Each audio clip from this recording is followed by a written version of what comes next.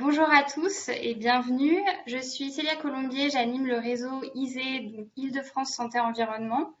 C'est un réseau qui est piloté par l'Observatoire régional de santé, qui est le département santé de l'Institut Paris Région. Son objectif en un mot, c'est de développer une culture commune en santé environnementale et rassembler, rapprocher les acteurs de la santé et de l'environnement.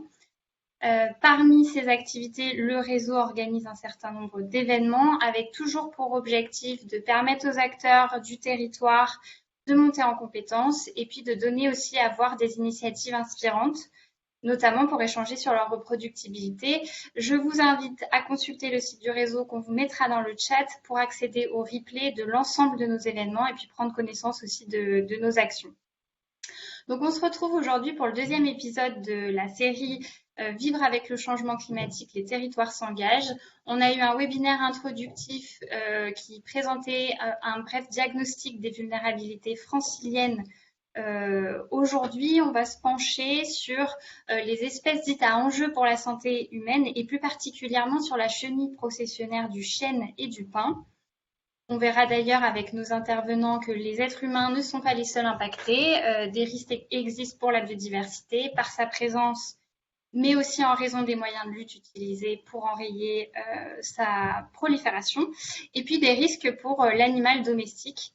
On va le voir notamment grâce à l'intervention de l'ANSES.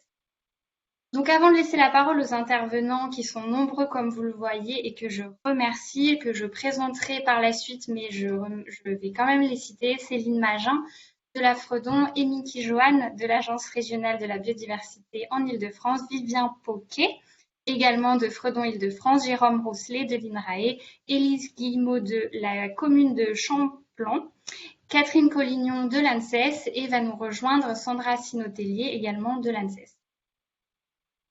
Donc, un mot sur le déroulé. Le webinaire il se découpe en deux. Il y a une première partie de présentation durant laquelle vous pouvez poser des questions en cliquant sur l'icône Q&A qui doit être à droite de votre écran. Le chat, donc, qui est représenté par une bulle, lui, il est plus utilisé pour partager des ressources, des liens, des informations, des commentaires. Et donc, dans un second temps, les intervenants répondront à vos questions et rebondiront aussi sur vos commentaires. Si on n'a pas le temps de traiter l'ensemble des questions, on vous fournira des éléments de réponse par mail. Je passe au cœur du sujet maintenant. Donc, pour introduire l'échange, nous avons convié Jérôme Rousselet, qui est donc chargé de recherche à l'unité de recherche de zoologie forestière de l'Institut national de recherche pour l'agriculture, l'alimentation et l'environnement, qui est plus connu sous le nom d'INRAE. Et il va nous parler des effets des changements globaux sur la distribution des espèces à enjeu pour la santé et en particulier pour la chenille, et en particulier de la chenille processionnaire. Donc, Jérôme Rousselet, je vous laisse la parole pour une quinzaine de minutes.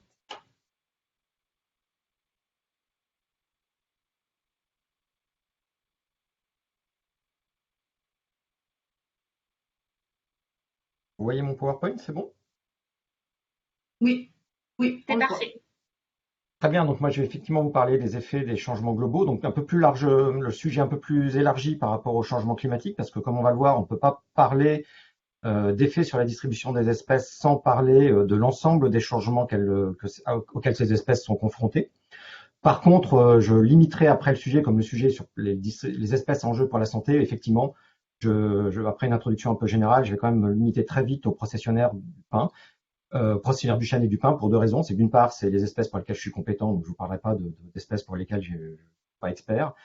Et d'autre part, vous verrez qu'en fait, on est encore dans une très large ignorance de ce qui se passe. Et donc, il y a encore beaucoup d'inconnus voilà. Et donc, l'avantage des processionnaires, c'est aussi des choses où on commence à avoir des informations bien étayées.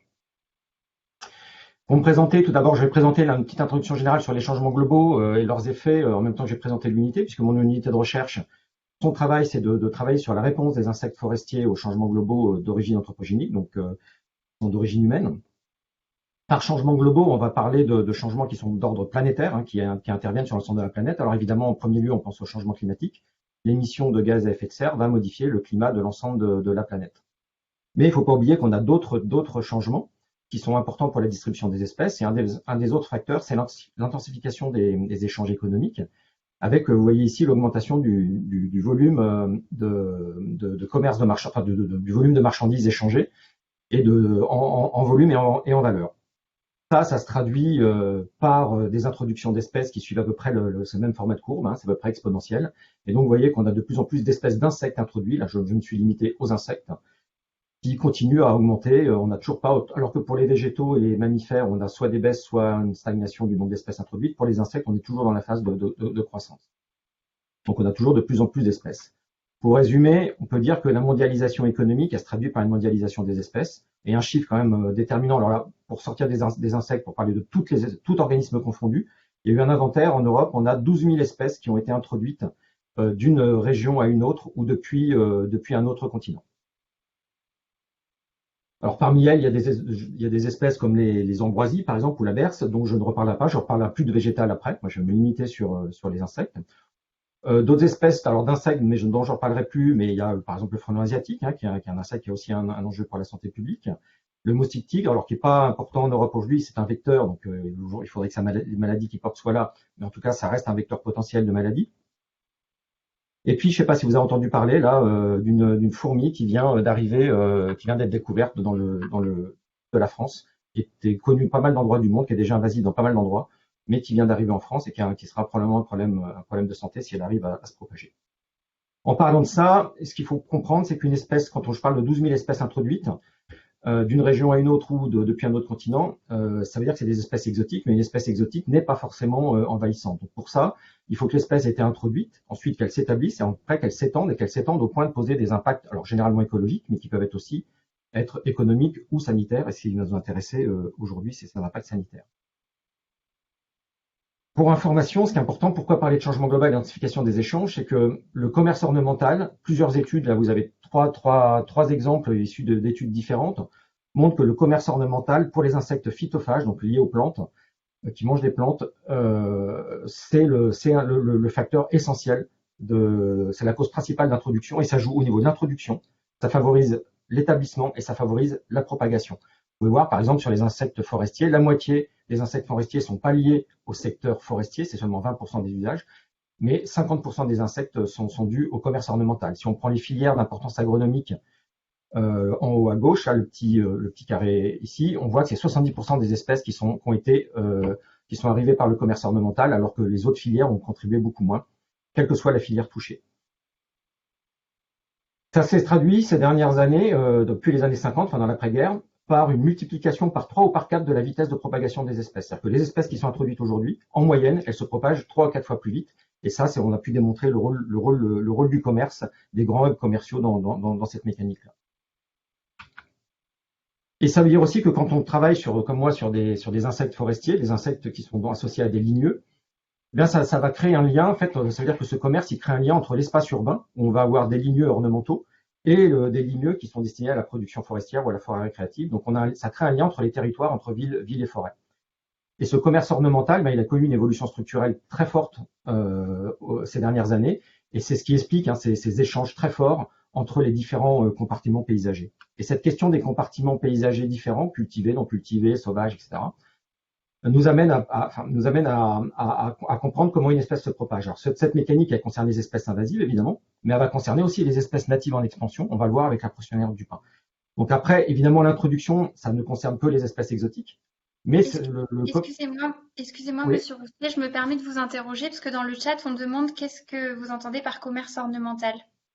Alors, commerce ornemental, c'est l'achat et la vente de plantes d'ornement.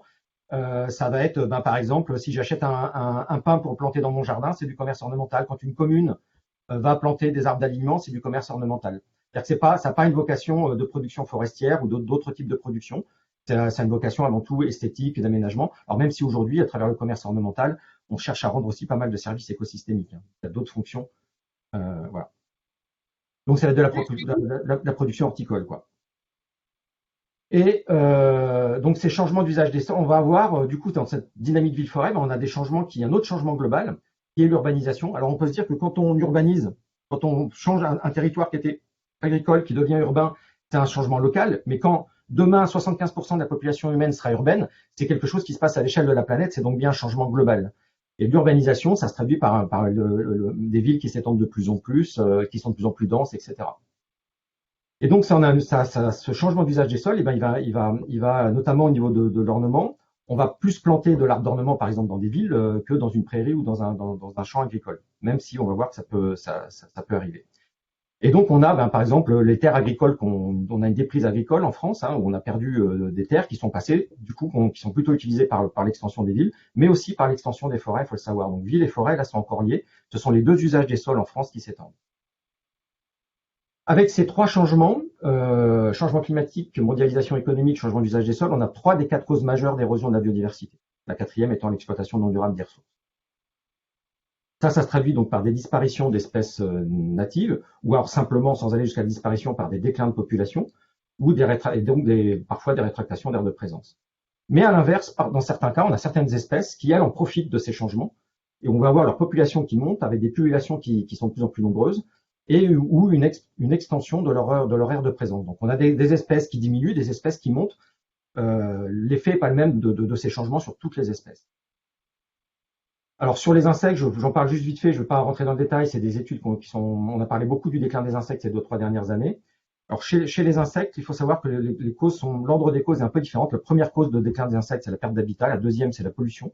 La troisième, ce sont les espèces invasives et la compétition ou la prédation par des espèces introduites. Et puis le changement climatique arrive seulement en 4e position dans les changements impactant la biodiversité entomologique. En fait, il y a beaucoup d'insectes qui vont profiter au contraire du changement climatique. C'est des organismes ectothermes qui ne produisent pas leur propre chaleur, contrairement à nous. Ils ont besoin de trouver la chaleur dans l'environnement, et donc le réchauffement climatique leur permet d'améliorer leur métabolisme dans certains cas, pour certaines espèces. Donc certaines en pâtissent, mais d'autres peuvent en bénéficier. J'ai parlé donc changement d'usage des sols, j'ai parlé d'invasion biologique et de commerce ornemental. Bon, juste pour dire sur le changement climatique, je ne vais pas m'attarder. Les observations sont claires. De 1850 à aujourd'hui, on a un réchauffement du climat. L'autre chose qui est maintenant certaine, je vous invite à lire le dernier rapport du GIEC, c'est que si on veut comprendre le réchauffement du climat, il faut mettre l'activité anthropique dans le système. Si on se base que sur les forçages naturels, on n'arrive pas à expliquer le réchauffement qu'on constate aujourd'hui. Et du coup, une fois qu'on a fait ça, on peut utiliser des modèles qui vont nous prédire ce qui va se passer dans le futur en fonction du niveau d'émission. Ce qui est intéressant dans le dernier rapport du GIEC par rapport aux années d'avant, c'est que maintenant, il rentre dans de la prospective un peu sur d'autres aspects que le réchauffement climatique. Il y a des aspects, je ne vais pas détailler, mais en fait, maintenant, il y a des prévisions sur donc la température, mais il y a des prévisions sur les sécheresses, des prévisions sur les précipitations, sur la couverture de neige, sur les cyclones, etc. Là où le GIEC autrefois s'avançait pas trop à des prédictions, aujourd'hui le rapport maintenant on a des éléments qui permettent de parler de ça de façon plus probante, plus claire. Dans ces événements, on peut entendre parler des événements extrêmes. Ici, vous avez l'ensemble des canicules, des vagues de chaleur estivales, des vagues de chaleur, mais estivales ou automnales d'ailleurs, depuis la Seconde Guerre mondiale. On peut voir 2022. 2022, on a tous entendu parler de la sécheresse cet été. On se rappelle de 2003, qui est quand même celle qui reste la sécheresse de référence. Ce qu'on peut voir, c'est que tous les cercles que j'ai entourés en noir, ce sont des cercles qui correspondent à des vagues de chaleur après 2000. Et tous ceux qui n'ont pas qui sont pas entourés en noir, c'est avant 2000. Donc on peut voir que depuis 2000, il se passe vraiment quelque chose. On a une augmentation du nombre et de la sévérité des événements.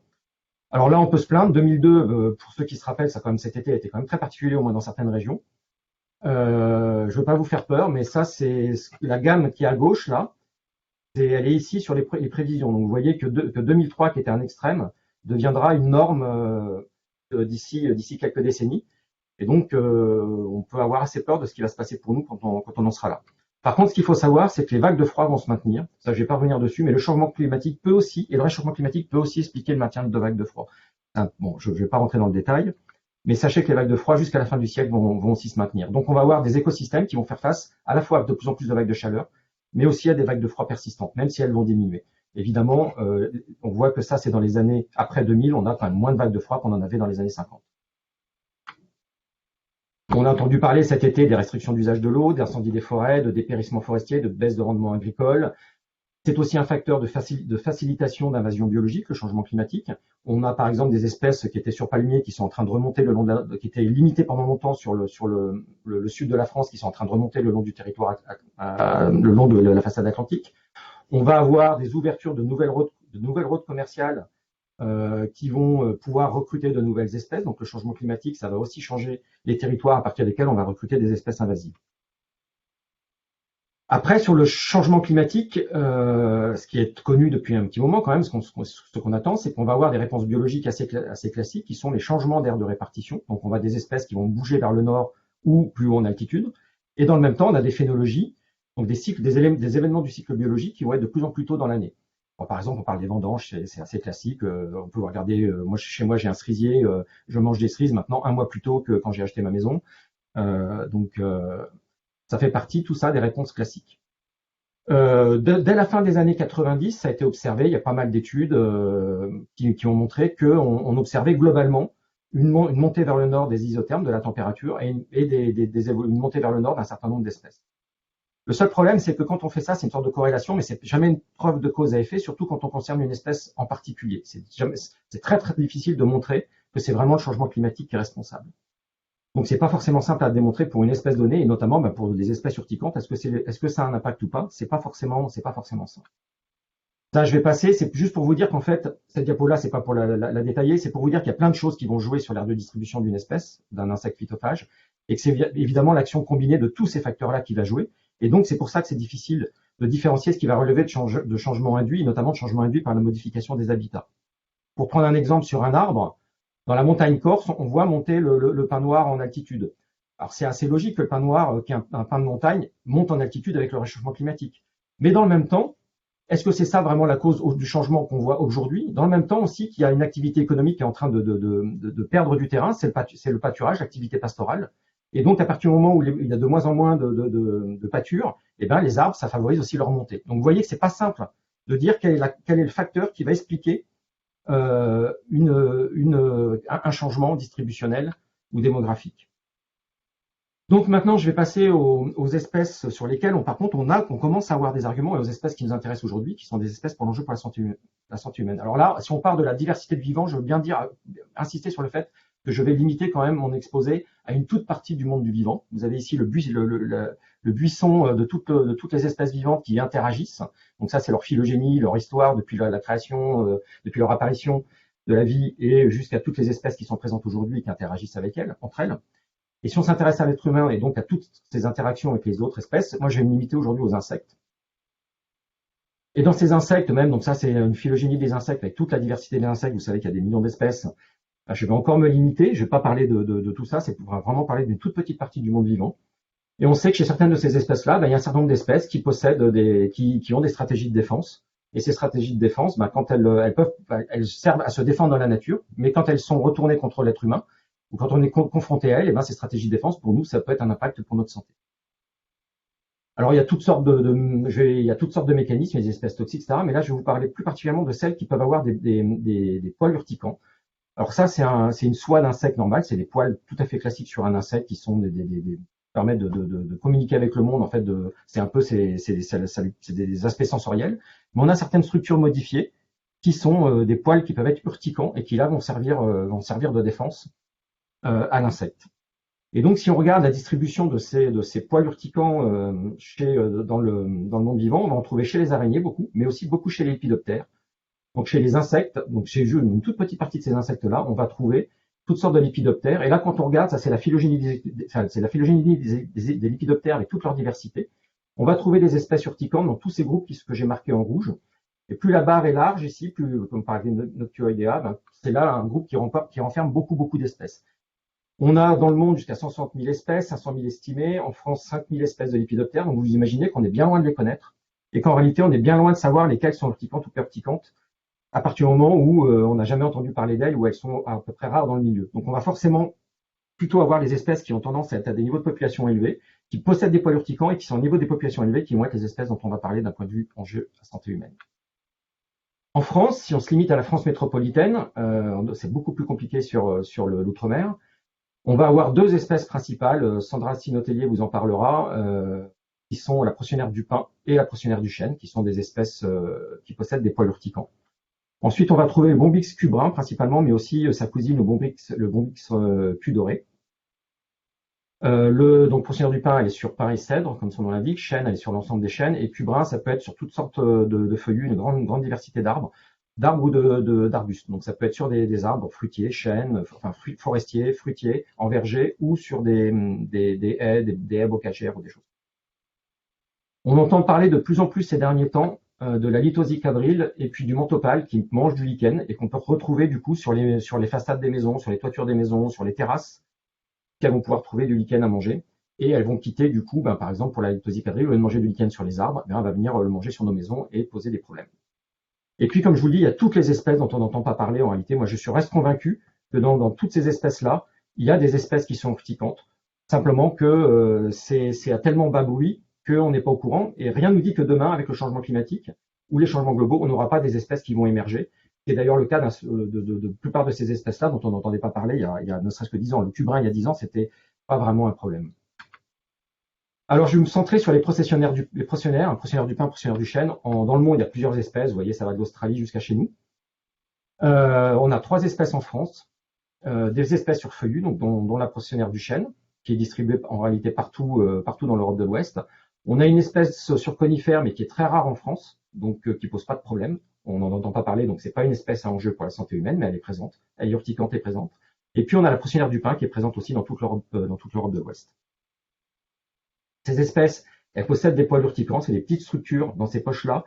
C'est des petites poches que l'insecte peut dévaginer, elle peut tirer sur ses muscles, ouvrir la structure, éjecter dans l'air les poils urticants. Et les poils, vous les voyez, sont microscopiques, ils viennent se ficher dans la peau et ils sont associés à des toxines dont vous parlera Sandra Sinotellier. Ces insectes sont défoliateurs, ils sont urticants mais aussi défoliateurs, ça vous verrez avec l'intervenant suivant, donc ça s'attaque aux arbres et ça pose un certain nombre de problèmes aux arbres. Et puis, si je parle maintenant cycle de vie, ce qui est important au niveau du risque, je ne vais pas trop rentrer dedans parce que je pense que ce sera abordé après. On a des cycles biologiques différents, donc cherchez pas à regarder le détail de ces cycles. Simplement, la processionnaire du chêne, elle passe l'hiver à l'état d'œuf, elle est présente au niveau larvaire et urticante qu'autour du mois de mai. La processionnaire du pin, elle est présente à l'état larvaire d'octobre jusqu'à avril-mai. Ça dépend des régions, c'est très variable suivant les régions. Mais ce qui veut dire, c'est que là, si on regarde le risque, la présence de stade urticant, si on a les 2 espèces, c'est le cas de l'Île-de-France, voire les 3 espèces si on rajoute le cubrin, et en fait, on va avoir du risque un peu tout le temps. Voilà, une présence de risque tout le temps. Par contre, là, j'ai mis en rouge les zones où il y a des présences de stades urticants, mais la réalité, Sandra Sinotellier vous en parlera, il y a des périodes à risque majeur. Le risque, il est quand même plus prépondérant à certains moments.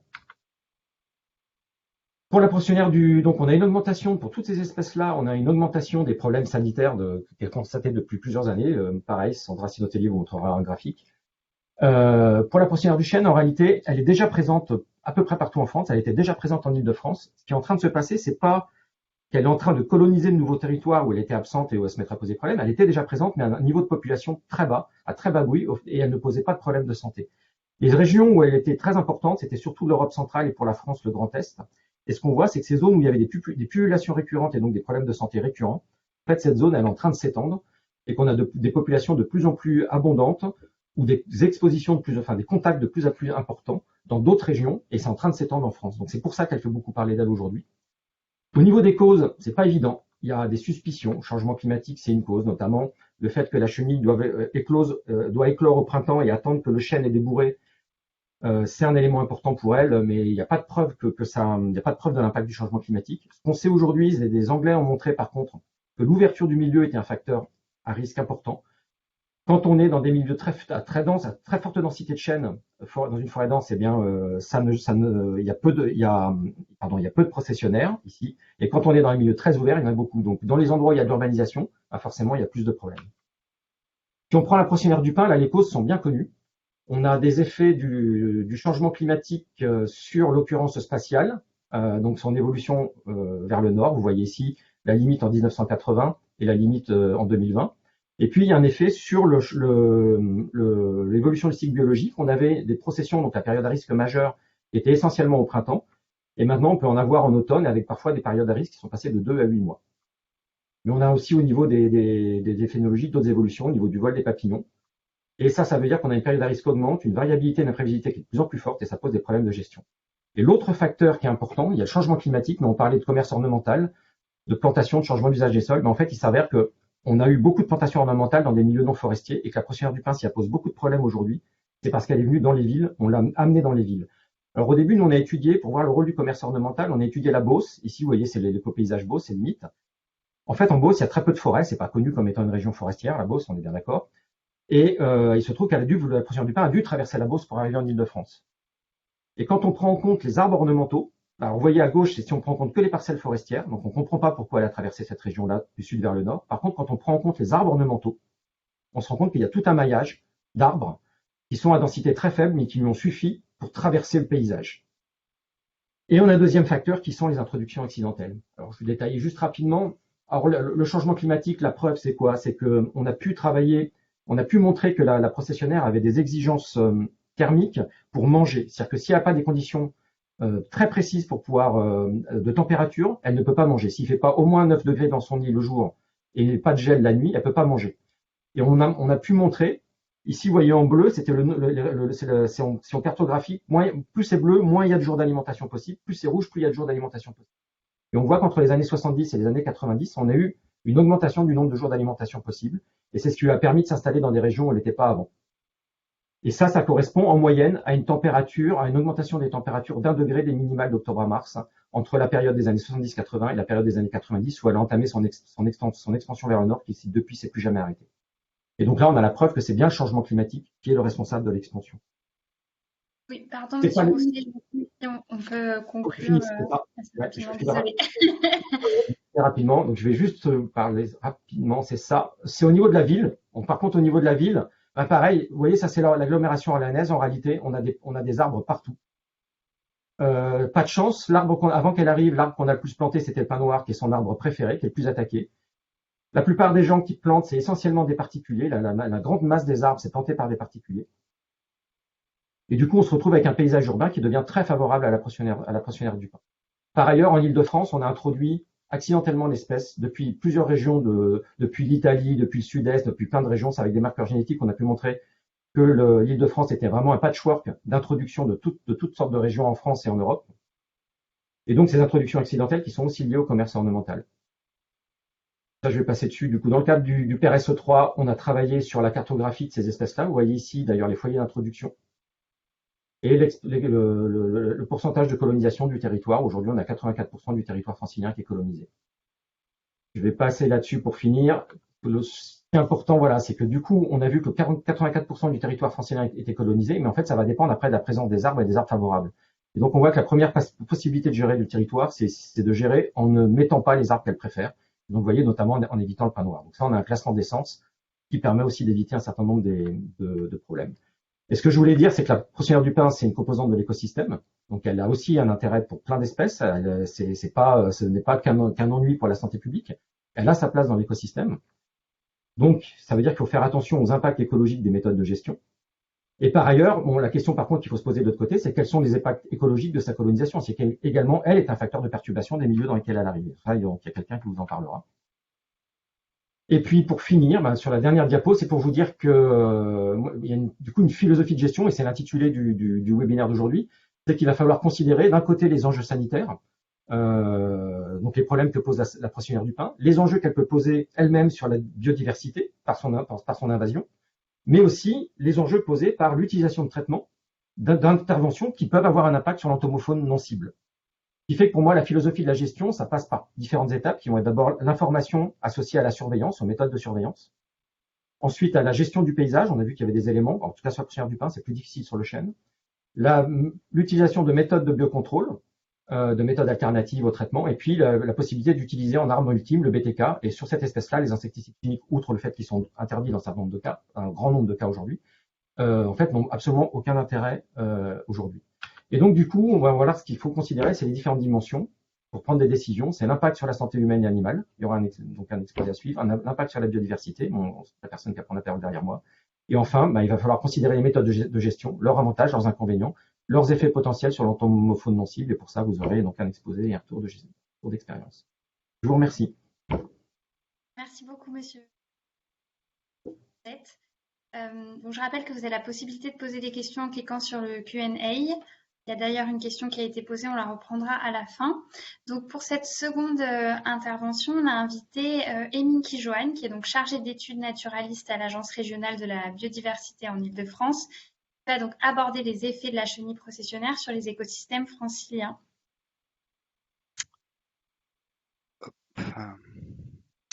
Est-ce que c'est bon pour le partage? Moi, c'est un Oui, peu ça marche. Ouais, Super. c'est bon? Ok, super.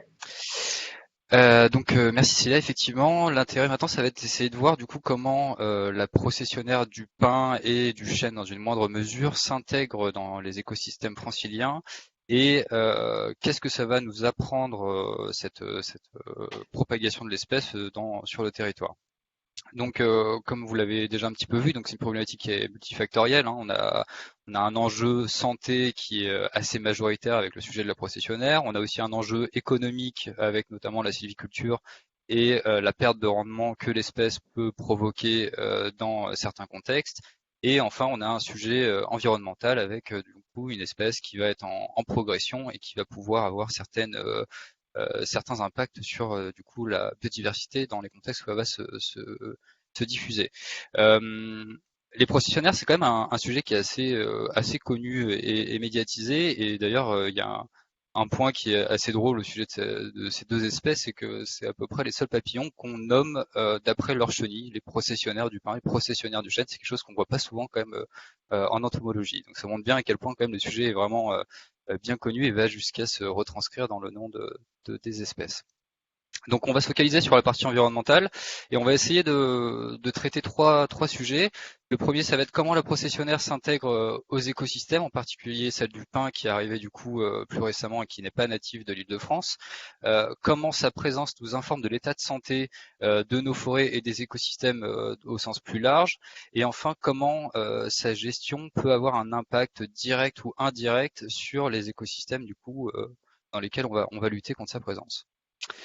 Tout d'abord, je vais focaliser un petit peu sur la processionnaire du pin. Du coup, comme ça a été présenté, c'est une espèce qui est surtout affiliée aux résineux, qui en Île-de-France, dans les endroits naturels et semi-naturels, va plutôt être présente sur les pins sylvestres et après va avoir toute une gamme d'arbres ornementaux qui vont pouvoir lui servir de socle de propagation.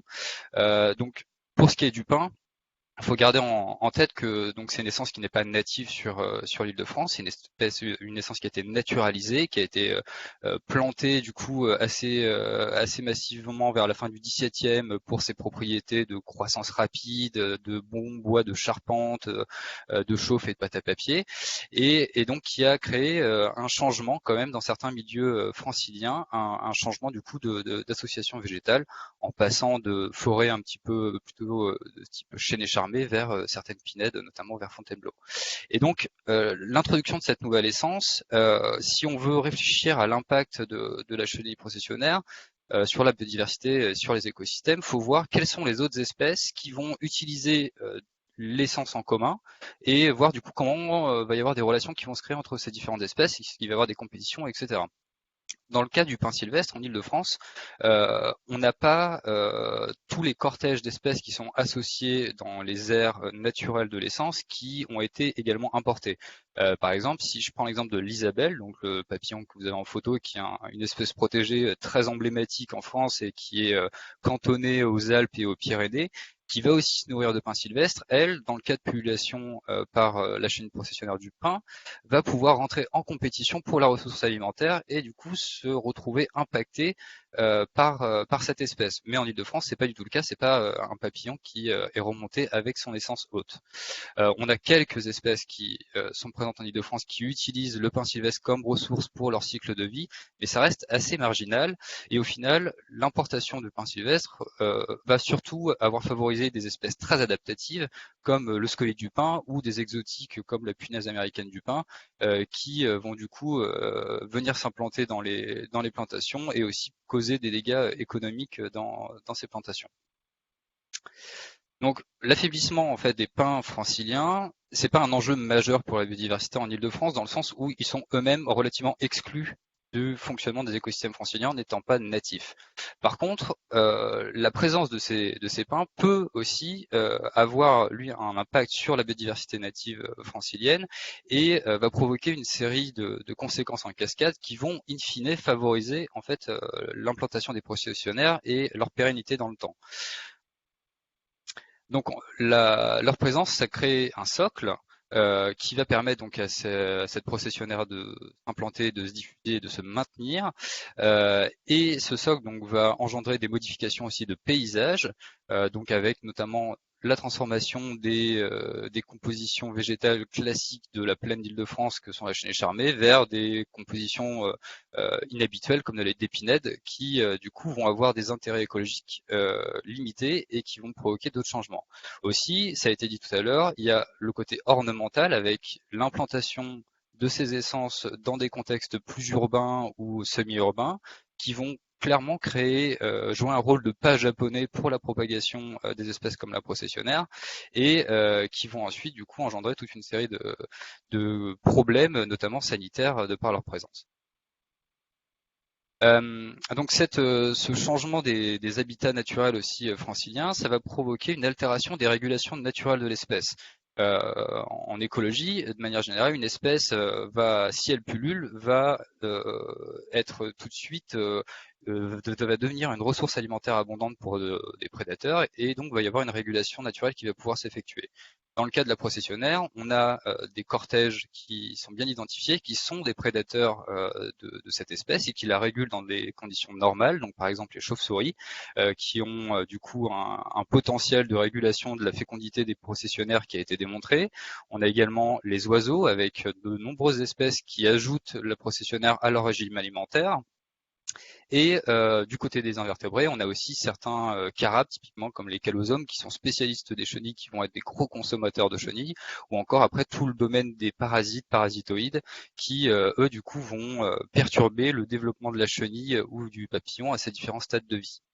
Le problème, c'est que toutes ces espèces, tous ces prédateurs qui normalement devraient jouer un rôle de régulation dans les écosystèmes, eh ben, ils subissent du coup ces pressions qui ont été évoquées dans la précédente présentation à cause du coup du changement de l'occupation du sol, des pollutions, etc.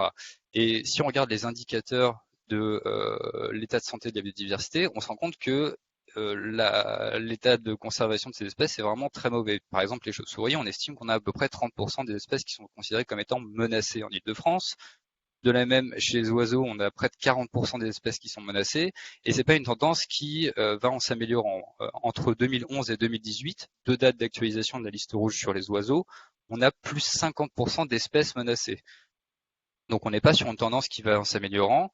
Et si on regarde les données un peu d'abondance avec des suivis sur le long terme, par exemple dans les milieux urbains, on estime qu'on a perdu près de 30% de l'abondance des oiseaux spécialistes des villes en 30 ans. Dans les forêts, on en a perdu près de 10%. Et pour les chauves-souris, c'est pareil, on a des chiffres qui sont inquiétants sur les populations. De la même manière, chez les chauves-souris, on a des gestions forestières qui ont causé des impacts importants sur les populations, notamment avec une exploitation trop fréquente des forêts qui empêche les forêts de maturer, qui empêche les gros bois sur pied, et ces mêmes gros bois qui vont être des gîtes indispensables à la reproduction de certaines espèces, comme la barbastelle par exemple, qui a besoin de ces gros bois sur pied. Donc, on a un état de santé de la biodiversité en Île-de-France qui est quand même dans un état assez alarmant, qui va du coup avoir du mal à gérer et à réguler du coup cette espèce qui profite donc de la place qui est libérée pour se développer, pour se répandre. Et donc, la dernière option face à ça, c'est tout ce qui va être les luttes actives qui vont être réalisées contre les chenilles processionnaires, mais dont certains impacts sont encore assez méconnus. Donc il y a plusieurs types de luttes, je ne vais pas rentrer dans le détail, ce sera abordé après, je vais juste me focaliser sur un des grands types de luttes, celle de la microbiologique. Donc c'est une lutte qui va utiliser du coup une bactérie qui va être diffusée sous forme de spore dans l'environnement, qui va infecter les chenilles et qui va du coup avoir qui va libérer des composés létaux pour les chenilles, etc., qui va réguler les populations. C'est exactement le même procédé que celui qui est utilisé pour les moustiques. Pas la même variété, mais c'est exactement la même chose, sinon qui est libéré du coup en Camargue par exemple chaque année pour réduire les populations de moustiques.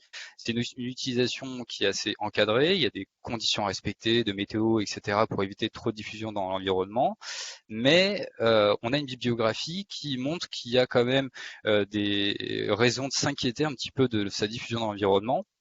Si je reprends l'exemple des moustiques, on a un socle bibliographique très important qui montre quand même qu'il y a des impacts indirects de l'utilisation de ces bactéries dans l'environnement qui vont avoir des effets en fait sur les chaînes trophiques en perturbant la biomasse disponible pour les prédateurs, qui vont devoir soit changer de proie, soit qui vont perdre en poids et du coup en capacité de reproduction. Donc il y a des effets qu'on a beaucoup de mal à étudier, mais qui commencent à être un petit peu cernés. Et si on revient plus spécifiquement aux processionnaires, il y a quelques études qui montrent typiquement que sur la drosophile, il y a des altérations de la croissance et de la santé des drosophiles quand elles sont exposées à des doses comparables à ce qu'on pourrait avoir dans des milieux en cas de traitement.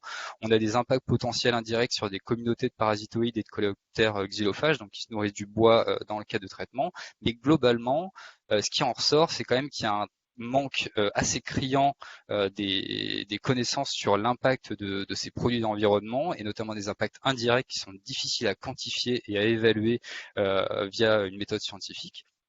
Et donc tout ça, ça incite quand même à un principe de précaution et à un ciblage strict des actions dans lesquelles il pourrait être utilisé.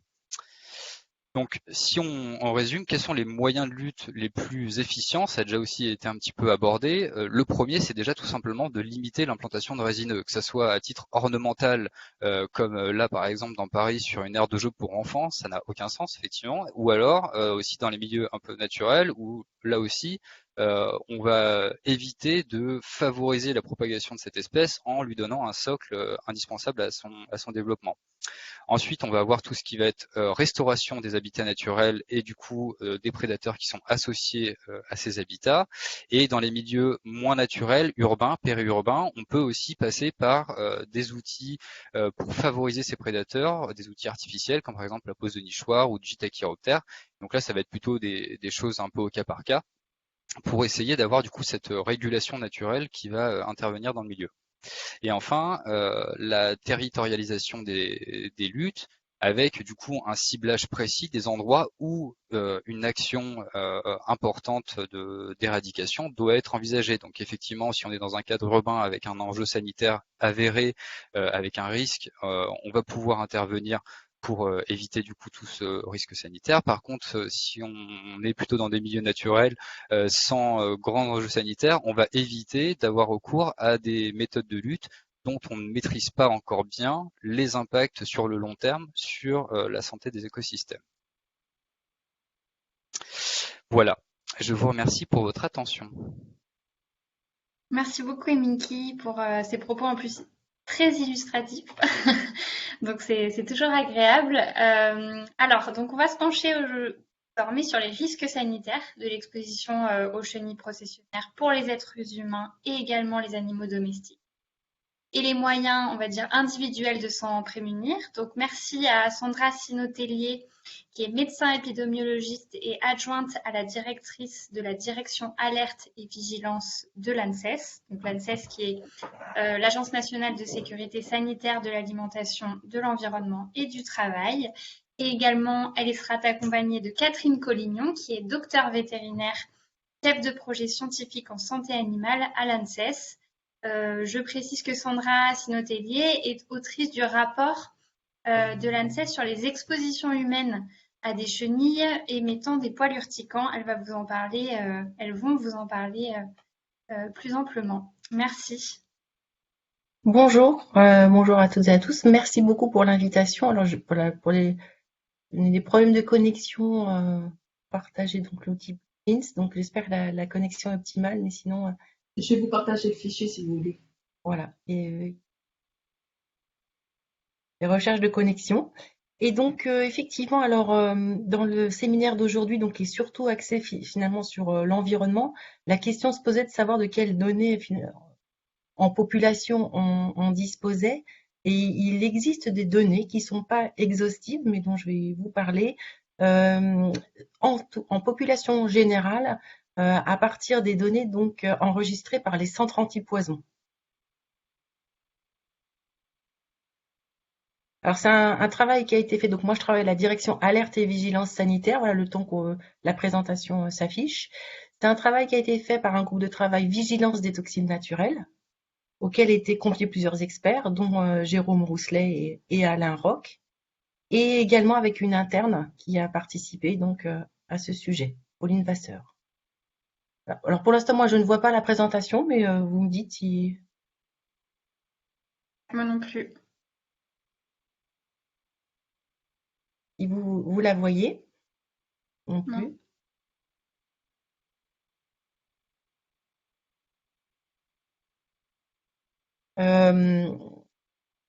Bon, alors donc c'est sur la population humaine. Je vous parlerai pas aujourd'hui parce que l'enquête est en cours, mais il y a peu de données en population humaine. En population générale, celle des centres antipoison. Et on s'est rendu compte qu'il y avait aussi possiblement beaucoup de personnes exposées dans le cadre de leur activité professionnelle, donc des domaines des métiers du bois, de la forêt, de l'horticulture, de l'aménagement des espaces verts, qui étaient particulièrement exposés et plus particulièrement à risque, puisqu'avec, voilà, je vois la présentation, avec des expositions répétées. Et donc là, ça fait l'objet d'une autre étude qui a été mise en place, qui s'appelle Chenille Pro, et auprès donc des adhérents de la CCMSA, et Centrale de Mutualité Sociale Agricole, des métiers de la filière bois et forêt, donc qui pourra faire l'objet d'un autre retour d'informations une autre fois. C'est une étude en cours parce que justement, il manquait des informations sur l'exposition en population professionnelle. Donc là, voilà, je vois la présentation, voilà, sur les données. Moi, Par c'est bon, contre, je change de slide. oui, c'est bon. Non, moi, je suis en train de le partager, je crois, Pascal. Oui, c'est bon. D'accord, ok. Après, Alors, je sais je pas stop. comment Ok, j'ai- super. T'es pas en plein écran, par contre, je pense que t'as pas la bonne Oui. Voilà, très bien. Alors, les données des centres antipoison, il y a 8 centres antipoison en France, et cette planche, c'est pour vous expliquer que c'est pas un système de surveillance avec des données représentatives d'un phénomène, d'une exposition, d'une intoxication. Ce sont des données de téléconsultation qui sont collectées dans une base nationale où en fait les personnes qui sont exposées ou intoxiquées appellent pour avoir un conseil médical sur un produit ménager ou des plantes ou des animaux, dont des insectes et les chenilles. Donc les données que nous analysons ne sont pas en fait des données exhaustives. C'est pas de la déclaration d'événements indésirables, c'est par exhaustif sur l'ensemble des expositions aux chenilles urticantes. Donc c'est une limite d'interprétation des données qu'on verra après dans les répartitions temporelles et géographiques que je vous présenterai. Au cours d'un appel à un centre antipoison, il y a des données sur la personne exposée, la région d'exposition, les symptômes et l'agent responsable de l'exposition. Donc, ce travail sur les chenilles processionnaires, il a été réalisé dans le cadre d'une saisine de la Direction générale de la santé, à l'époque, donc dans le cadre du PNSE 2015-2019, où, avant que les chenilles processionnaires soient classées comme nuisibles, là, dans le décret de 2022, il fallait renforcer et coordonner la gestion des espèces végétales et animales dont la prolifération pouvait être nuisible à la santé publique, telles que les chenilles processionnaires. Donc, c'est pourquoi le groupe de travail Vigilance des toxines naturelles s'est attaché à regarder sur le problème des chenilles processionnaires, l'ampleur du problème, les circonstances d'exposition, et après, en termes de santé publique et de mesures de santé publique appliquées, de proposer donc des mesures de prévention dans le cadre en fait des missions de l'agence, de l'ANSES. On a réalisé une étude descriptive rétrospective des expositions humaines aux chenilles processionnaires enregistrées par les centres antipoison de 2012 à juillet 2019. Juillet 2019, c'était par rapport à une disponibilité des données. C'était intéressant de prendre cette année-là puisque en fait, le cycle de la processionnaire du pin et du chêne va à peu près jusqu'à l'été, ce qui fait que en prenant les données jusqu'en juillet 2019, on avait une saison, quasiment une saison complète de 2019. Donc on a gardé cette année 2019. Donc ensuite, sans rentrer dans les détails, on extrait donc les cas qui sont saisis dans la base de données des centres antipoison qui correspondent à une exposition aux chenilles processionnaires, et pour bien valider donc l'exposition aux chenilles, le fait que ce soit une processionnaire, la gravité clinique des symptômes, l'imputabilité, c'est-à-dire le lien entre l'exposition et les symptômes, tous les dossiers ont été relus par des experts du groupe de travail Vigilance des toxines naturelles. Alors, justement, si on regarde par rapport donc finalement à l'évolution qu'on peut voir à partir de données de santé et donc non représentatives. Au total, pendant la période d'étude, on a eu 1022 cas d'exposition à des processionnaires du pain, ou bien du chêne, ou bien à des processionnaires sans précision, parce qu'il n'était pas possible, à partir des éléments du dossier, de spécifier s'il s'agissait de l'espèce pain ou du chêne. Il y a une caractéristique, c'est que ces expositions elles peuvent être collectives. En fait, plusieurs personnes peuvent être exposées à un même moment par des arbres infestés par des chenilles. Donc, on a vu des expositions collectives dans des crèches, dans des campings. C'est pour ça que ces 1200 personnes exposées se répartissent dans 888 dossiers, donc d'exposition collective à des chenilles processionnaires. L'ensemble des résultats après, alors on peut rester sur la planche d'avant, l'ensemble des résultats après portera toujours sur ces 1022 cas ou 888 dossiers, donc foyers d'exposition à des chenilles selon la façon dont on compte. Pour des répartitions temporelles, c'est intéressant en fait, de décrire en fonction de foyers d'exposition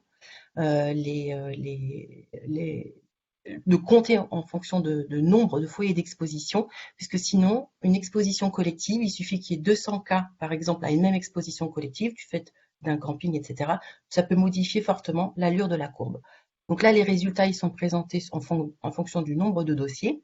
Et ce qu'on voit pour des années pleines de 2012 à 2018, c'est que vous voyez donc la courbe globale en pointillé. Il y a eu une augmentation des appels pour des expositions à des chenilles processionnaires en France métropolitaine de 2012 à 2018. Quand on essaye de regarder plus finement sur l'espèce, on voit que c'est variable pour la chenille processionnaire du pin, puisqu'il y a une augmentation les premières années, puis une diminution. Par contre, on constate une augmentation pour ce qui est des chenilles processionnaires du chêne.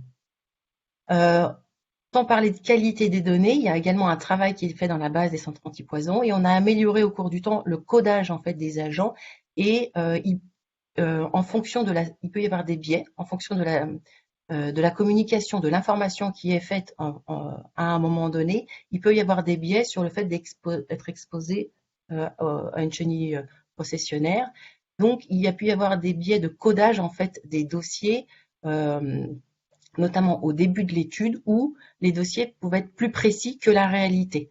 C'est-à-dire qu'on avait l'impression que c'était une chenille du pin, le codeur mettait chenille du pin, mais en réalité, à partir des informations disponibles, on ne pouvait pas confirmer l'espèce. Donc la qualité des données des centres antipoison s'est améliorée. C'est pour ça que vous voyez, et ça c'est la courbe en jaune, en fait il y a aussi une augmentation du nombre des dossiers pour lesquels la chenille processionnaire, son espèce n'a pas pu être précisée. En fait, au fur et à mesure, quand on ne sait pas, finalement, on code le genre sans précision de l'espèce. Ça, c'est quand on regarde par année, on voit qu'il y a une tendance globale à l'augmentation donc des cas chenilles processionnaires qui ont fait l'objet d'un appel au centre antipoison.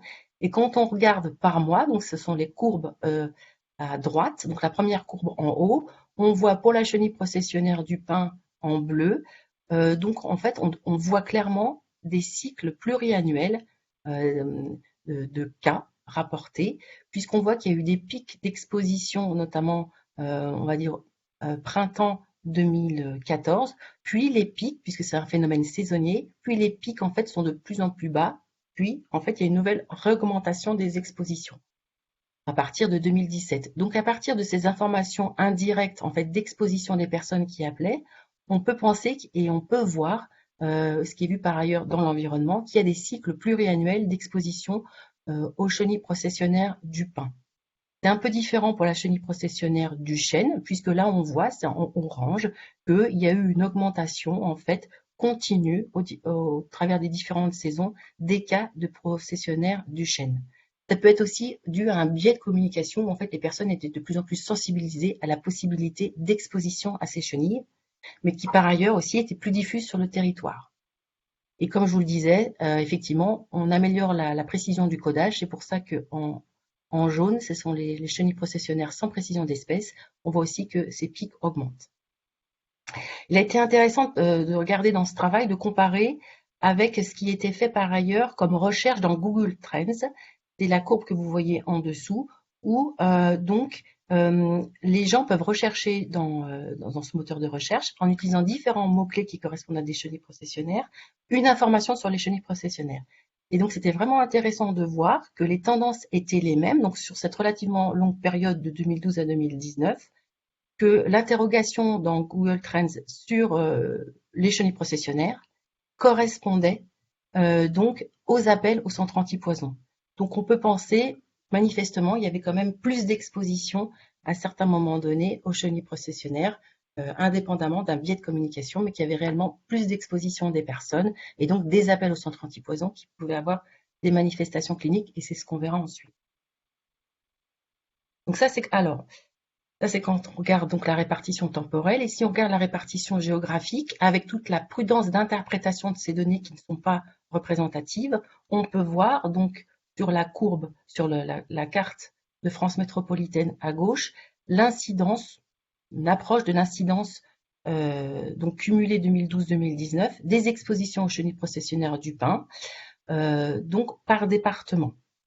Il y a peu de cas, il suffit qu'il y ait quelques cas en plus pour que l'incidence augmente beaucoup. Donc c'est à interpréter avec précaution.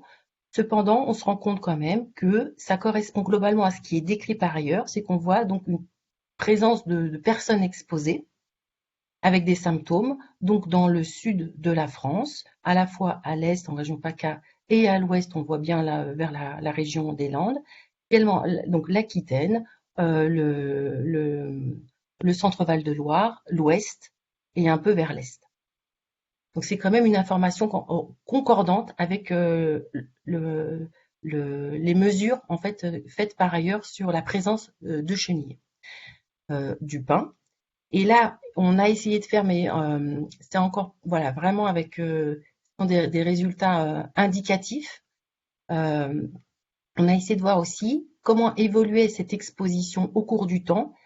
Et on peut deviner quand même, quand on regarde donc en 2012 par rapport à 2019, il y a quand même une zone de progression des personnes qui ont appelé un centre antipoison du fait d'un symptôme dû à une chenille processionnaire. C'est ça qu'on regarde sur les cartes. Et on voit quand même qu'il y a de plus en plus de départements concernés au cours du temps, entre 2012 et 2019. Donc avec effectivement peut-être une remontée vers le nord, et donc en passant la Loire et après en arrivant sur le front parisien. Donc ça, c'est pour la chenille processionnaire du pin. Et on a fait le même travail pour la processionnaire du chêne, où là, la répartition géographique est différente, donc au travers des appels toujours. Donc on voit qu'il y a une présence de processionnaire du chêne, à la fois à l'ouest, donc sous une espèce de ceinture en fait transversale d'ouest en est, qui englobe le bassin parisien avec une zone endémique en est, à l'est, et puis un peu aussi de processionnaire du chêne en PACA. Le même travail aussi par année, donc c'est moins net. Hein, on a essayé de voir l'évolution au cours du temps et voir s'il y avait une progression donc de la chenille processionnaire du chêne au cours du temps. Donc on voit que ça bouge un peu sur donc l'évolution à la fois spatiale et temporelle de présence de personnes exposées à des chenilles processionnaires du chêne, avec très peu au début et plus donc, à la fin. Ensuite, quand on regarde la saisonnalité, c'est-à-dire quand est-ce que les personnes sont exposées, donc il y a une variation pour ce qui concerne le chêne et le pin. Donc on voit que l'exposition au chêne est plus précoce que l'exposition au pin est plus précoce que celle au chêne.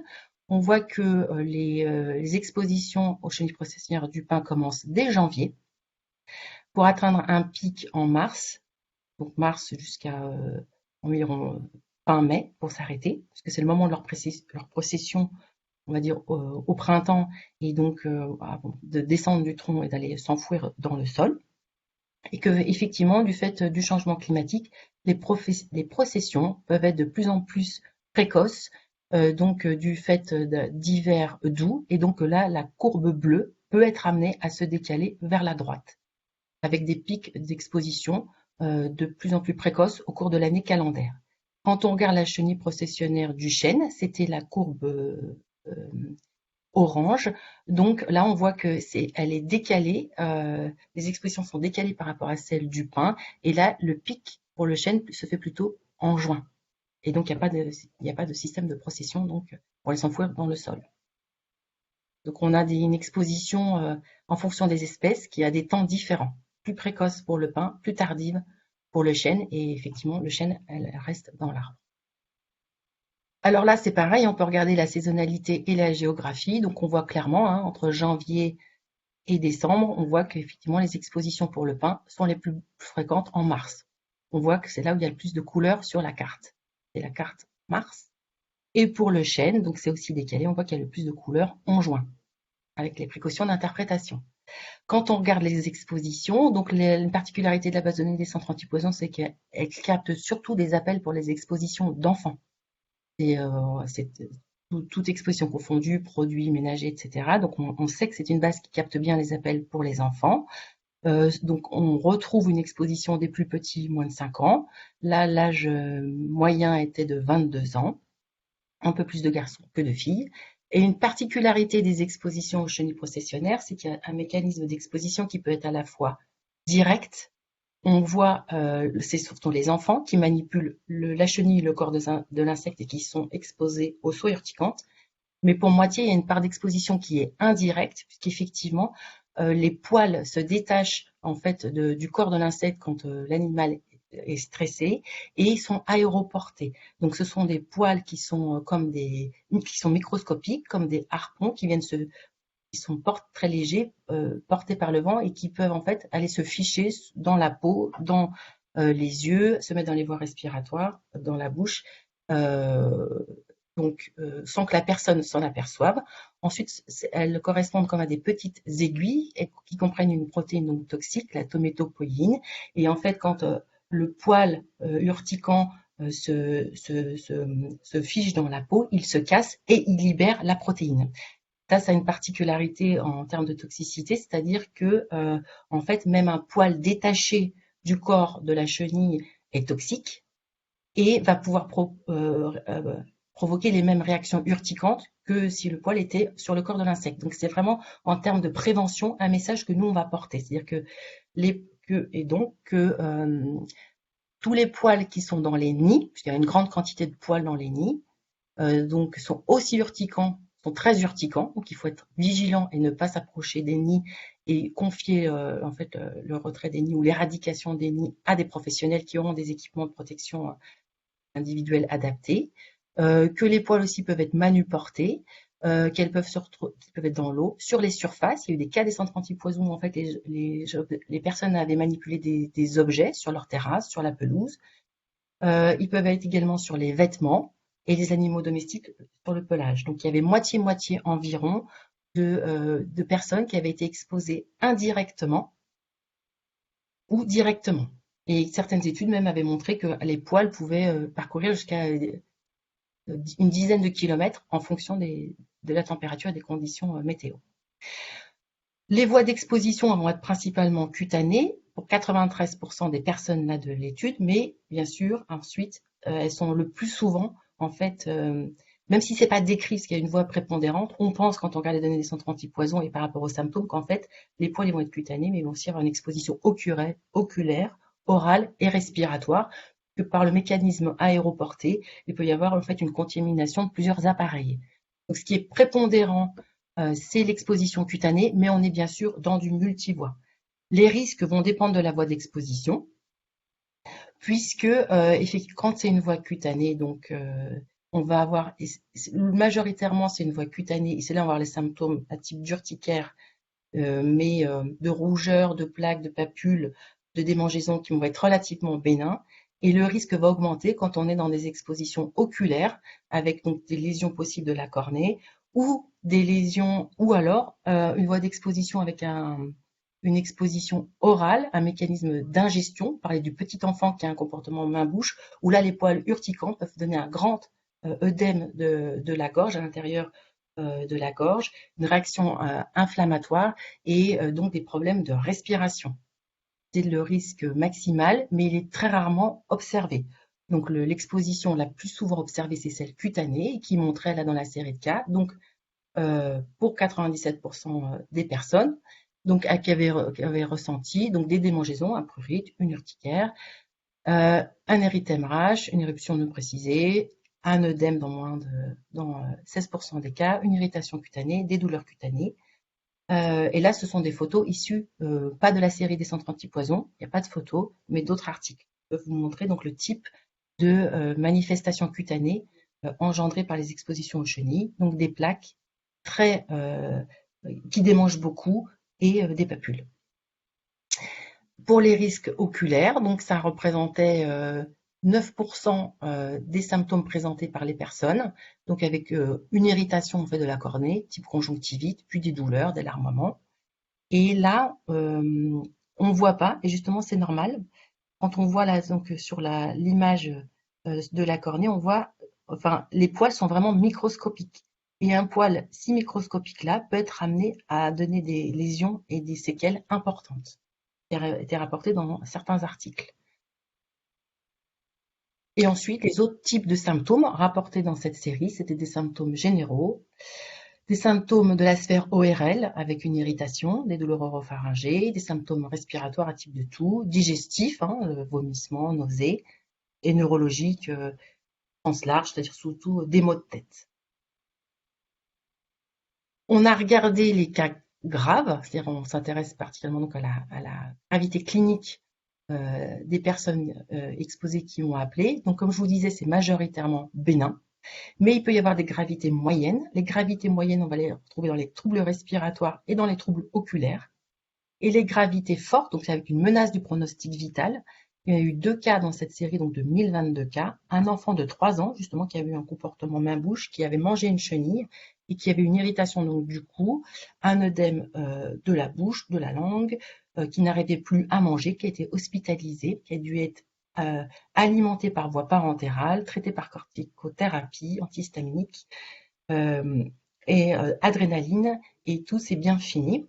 Et ensuite, un autre cas d'un homme de 51 ans qui était allergique aux hyménoptères et qui avait reçu sur le coup, lui, des cocons de chenilles. Donc, on voit l'importance de la prévention de se tenir éloigné d'un cocon. Il y a vraiment là une grande concentration de poils urticants. Qui avait reçu des cocons de chenilles et donc qui avait une urticaire géante et des troubles après pour parler et pour avaler et qui a été traité par corticothérapie. Ce cas, il est intéressant parce qu'on on parle d'allergie aux hyménoptères. Dans d'autres travaux, etc. Mais on peut se poser la question d'un phénomène allergique ou allergisant de l'exposition aux chenilles processionnaires. C'est pas quelque chose qui est réellement montré. Il peut, et notamment dans les populations donc de professionnels exposés, on peut aller vers un mécanisme d'allergie. Au départ, c'est un mécanisme irritant de contact. Et dans très peu de cas, dans des petits pourcentages, on peut aller vers l'allergie et plutôt vers les professionnels exposés dans des métiers de la forêt. Mais c'est vraiment des petits pourcentages par rapport à ce qui peut parfois être cru. Et enfin, donc, tous ces éléments-là ont permis à développer donc la dernière diapo qui concerne l'humain avant la santé animale, a donc développé des recommandations, justement avec toute l'étude des circonstances d'exposition, des mécanismes d'exposition. On a pu déjà, avec ce qui avait été fait par ailleurs, donc adapter ces recommandations, donc de ne pas s'approcher ni toucher les chenilles ou leurs nids, et notamment pour les enfants, de se tenir à distance des arbres porteurs de nids, de porter des vêtements longs, d'éviter de se frotter les yeux, laver les fruits et les légumes pour le contact indirect, ne pas faire sécher le linge, ne pas être prudent quand on tond la pelouse. Et puis après, en cas d'exposition, prendre une douche, changer de vêtements. Et en cas d'urgence vitale, c'est toujours le 15. Et sinon, c'est pour les autres signes, c'est consulter un médecin ou appeler un centre antipoison.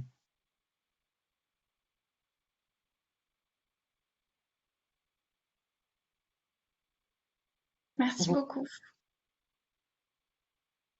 Alors, il nous reste peu de temps. Vous m'entendez? Oui. Je vais faire très vite.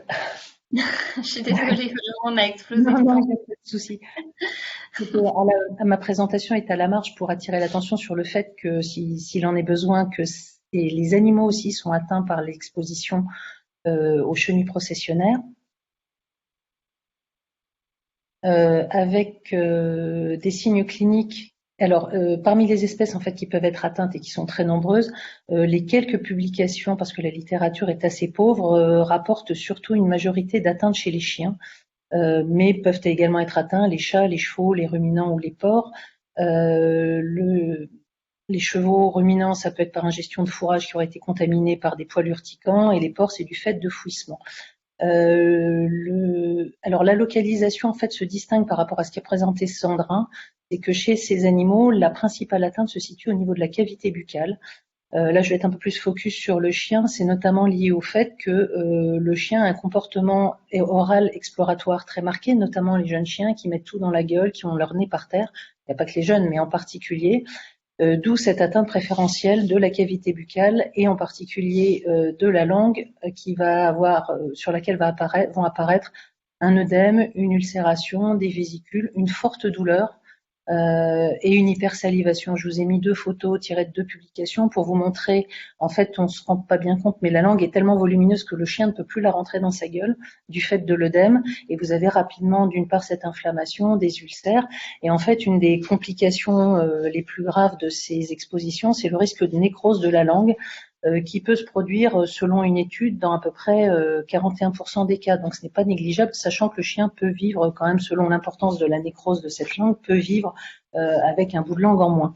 Et par contre, donc les atteintes cutanées qui sont majoritaires chez l'homme sont beaucoup moins fréquentes. Ça peut atteindre les endroits où la peau est fine, babine, nez, paupières, face palmaire, aussi des pattes si le chien a marché sur des chenilles, en se manifestant par urticaire, œdème, rougeur et prurite. Et on peut aussi avoir une atteinte respiratoire, alors là qui n'est pas forcément rare, en lien avec l'ingestion, la prise dans la gueule en fait des chenilles, donc avec un œdème laryngé et une dyspnée. Il y a à peu près dans l'étude que je vous évoquais des troubles digestifs, en particulier des vomissements dans près de la moitié des cas. L'atteinte des yeux, un peu comme chez l'homme, est quand même plus anecdotique et peut se traduire par une conjonctivite, un larmoiement et des douleurs. Ce sont des troubles qui apparaissent en fait très rapidement après, par exemple, une balade en forêt ou même dans une exposition en ville, comme on vous l'a évoqué précédemment, avec notamment donc un chien qui va s'agiter, qui va baver énormément, qui va être douloureux, qui va se frotter. On ne pourrait que vous conseiller dans ces cas-là d'aller consulter votre vétérinaire en urgence parce qu'il est important, une prise en charge rapide et importante, notamment pour réduire le risque de nécrose de la langue. Et aussi un autre conseil, c'est de ne pas frotter les lésions, donc ce qui pourrait rendre difficile une irrigation de la gueule pour enlever les poils urticants, parce qu'en fait, si on tient la gueule et on risque d'entraîner une rupture en fait de ces poils urticants et donc une aggravation des lésions par libération de la toxine. Le volet santé animale. Merci beaucoup pour ces précisions. Un petit mot sur les documents qui Là, je s'affichent. passe la main à Sandra. Donc voilà, c'est les documents là de l'étude qui ont été publiés à partir de l'étude là, donc des cas des centres antipoison. Et en réponse à la saisine de la DGS, je pense qu'il a pu contribuer à la réflexion sur le décret.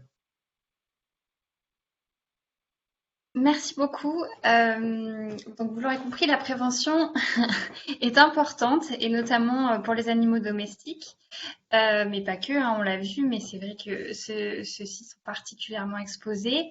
Donc chaque situation est différente, des arbitrages doivent être faits en fonction de cette fameuse balance bénéfice-risque dont nous a parlé Jérôme Roussier au début, d'où l'intérêt de proposer des solutions qui sont adaptées à chaque cas et en collaboration avec les acteurs du territoire. Donc c'est pour cette raison qu'on a convié Fredon, donc Vivien Poquet, le directeur adjoint, et Céline Majan, qui est donc phytopathologiste, Fredon Île-de-France, pardon, je ne l'ai pas précisé, pour nous présenter leur démarche d'accompagnement, les dispositifs qu'ils mettent en place avec les acteurs du territoire, avec un retour d'expérience donc d'Élise Guillemot, qui est en charge du service espace vert et voirie de la commune de Champlan dans l'Essonne, donc une petite commune de 1800 habitants.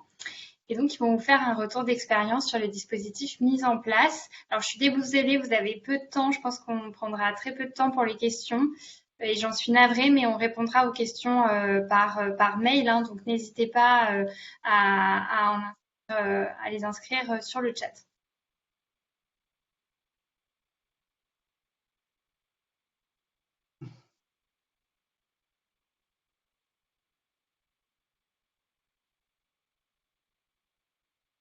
Bonjour à tous. Du coup, je ne sais pas juste au niveau de l'organisation comment ça se passe. Si c'est toi, Céline, qui partage Bah si tu veux, oui, je le peux. support. Ouais, comme ça évite de jongler avec les présentations. Alors hop, tac. Merci, Céline. Et ben, du coup, on va passer du coup sur cette première diapo. En quelques mots, donc moi je suis Vivien Poquet de Fredon Île-de-France. Je vais vous présenter très rapidement Fredon. Tout le monde ne connaît peut-être pas Fredon, le réseau des Fredons. Donc Fredon Île-de-France fait partie du réseau des Fredons qu'on retrouve au national, donc une Fredon dans chaque région. Et donc Fredon est un acteur de territoire en santé du végétal, intégré dans l'approche One Health. Et donc on est engagé depuis 1898 dans la prévention des risques sanitaires et environnementaux. Donc on a renforcé l'efficacité et la réactivité de nos moyens de surveillance pour nous adapter au changement climatique et à tous ses impacts. Et donc on a également travaillé sur du conseil et de la formation qu'on a développé pour permettre à l'ensemble en fait des acteurs d'agir en confiance avec notre support. Et donc aujourd'hui on travaille également avec les entreprises, je dirais sur la partie les engagements sociétaux, environnementaux des entreprises en les associant dans nos actions pour favoriser la nature sur le territoire. Donc en résumé, on a un appui aux décideurs publics et privés qui ont la responsabilité du patrimoine végétal, de la biodiversité et aussi de la santé humaine. Donc vous voyez qu'on est organisé au niveau de nos activités sur des inspections phytosanitaires, des actions qu'on mène en partenariat avec différentes institutions, dont les ARS, et on travaille sur de la formation. Et ce que je vais vous présenter moi plus particulièrement, et je vais faire le lien après avec la présentation de Céline Magin et d'Élise Guillemot, c'est des actions qui s'inscrivent dans notre clinique du végétal. Et la clinique du végétal, donc elle a vocation à promouvoir de façon écologique et stratégique le végétal dans les aménagements pour un environnement sain et durable. Alors écologique et stratégique, dans notre cas aujourd'hui, c'est finalement du conseil pratique sur des méthodes de gestion, de prévention également. Donc le végétal, donc là j'avais identifié différentes problématiques qui peuvent être générées par le végétal, donc des intoxications, des brûlures, des infections. On voit dans les photos en dessous, on peut retrouver par exemple des maladies comme la suie de l'érable, des végétaux qui peuvent poser problème. Donc nous, on va s'intéresser plus en détail au cas de la chenille processionnaire. Pour autant, le végétal, c'est aussi une source de solution et puis une réponse en fait à certains enjeux de santé. Et parmi ces enjeux de santé qu'on travaille désormais également, c'est cette question des îlots de chaleur qui peut être solutionné aussi par l'apport de la nature en ville. Donc voilà, c'était un petit peu pour contrebalancer le fait que dans un cas, le végétal peut engendrer, être à l'origine de problématiques sur la santé. Dans d'autres cas, il est aussi source de solutions.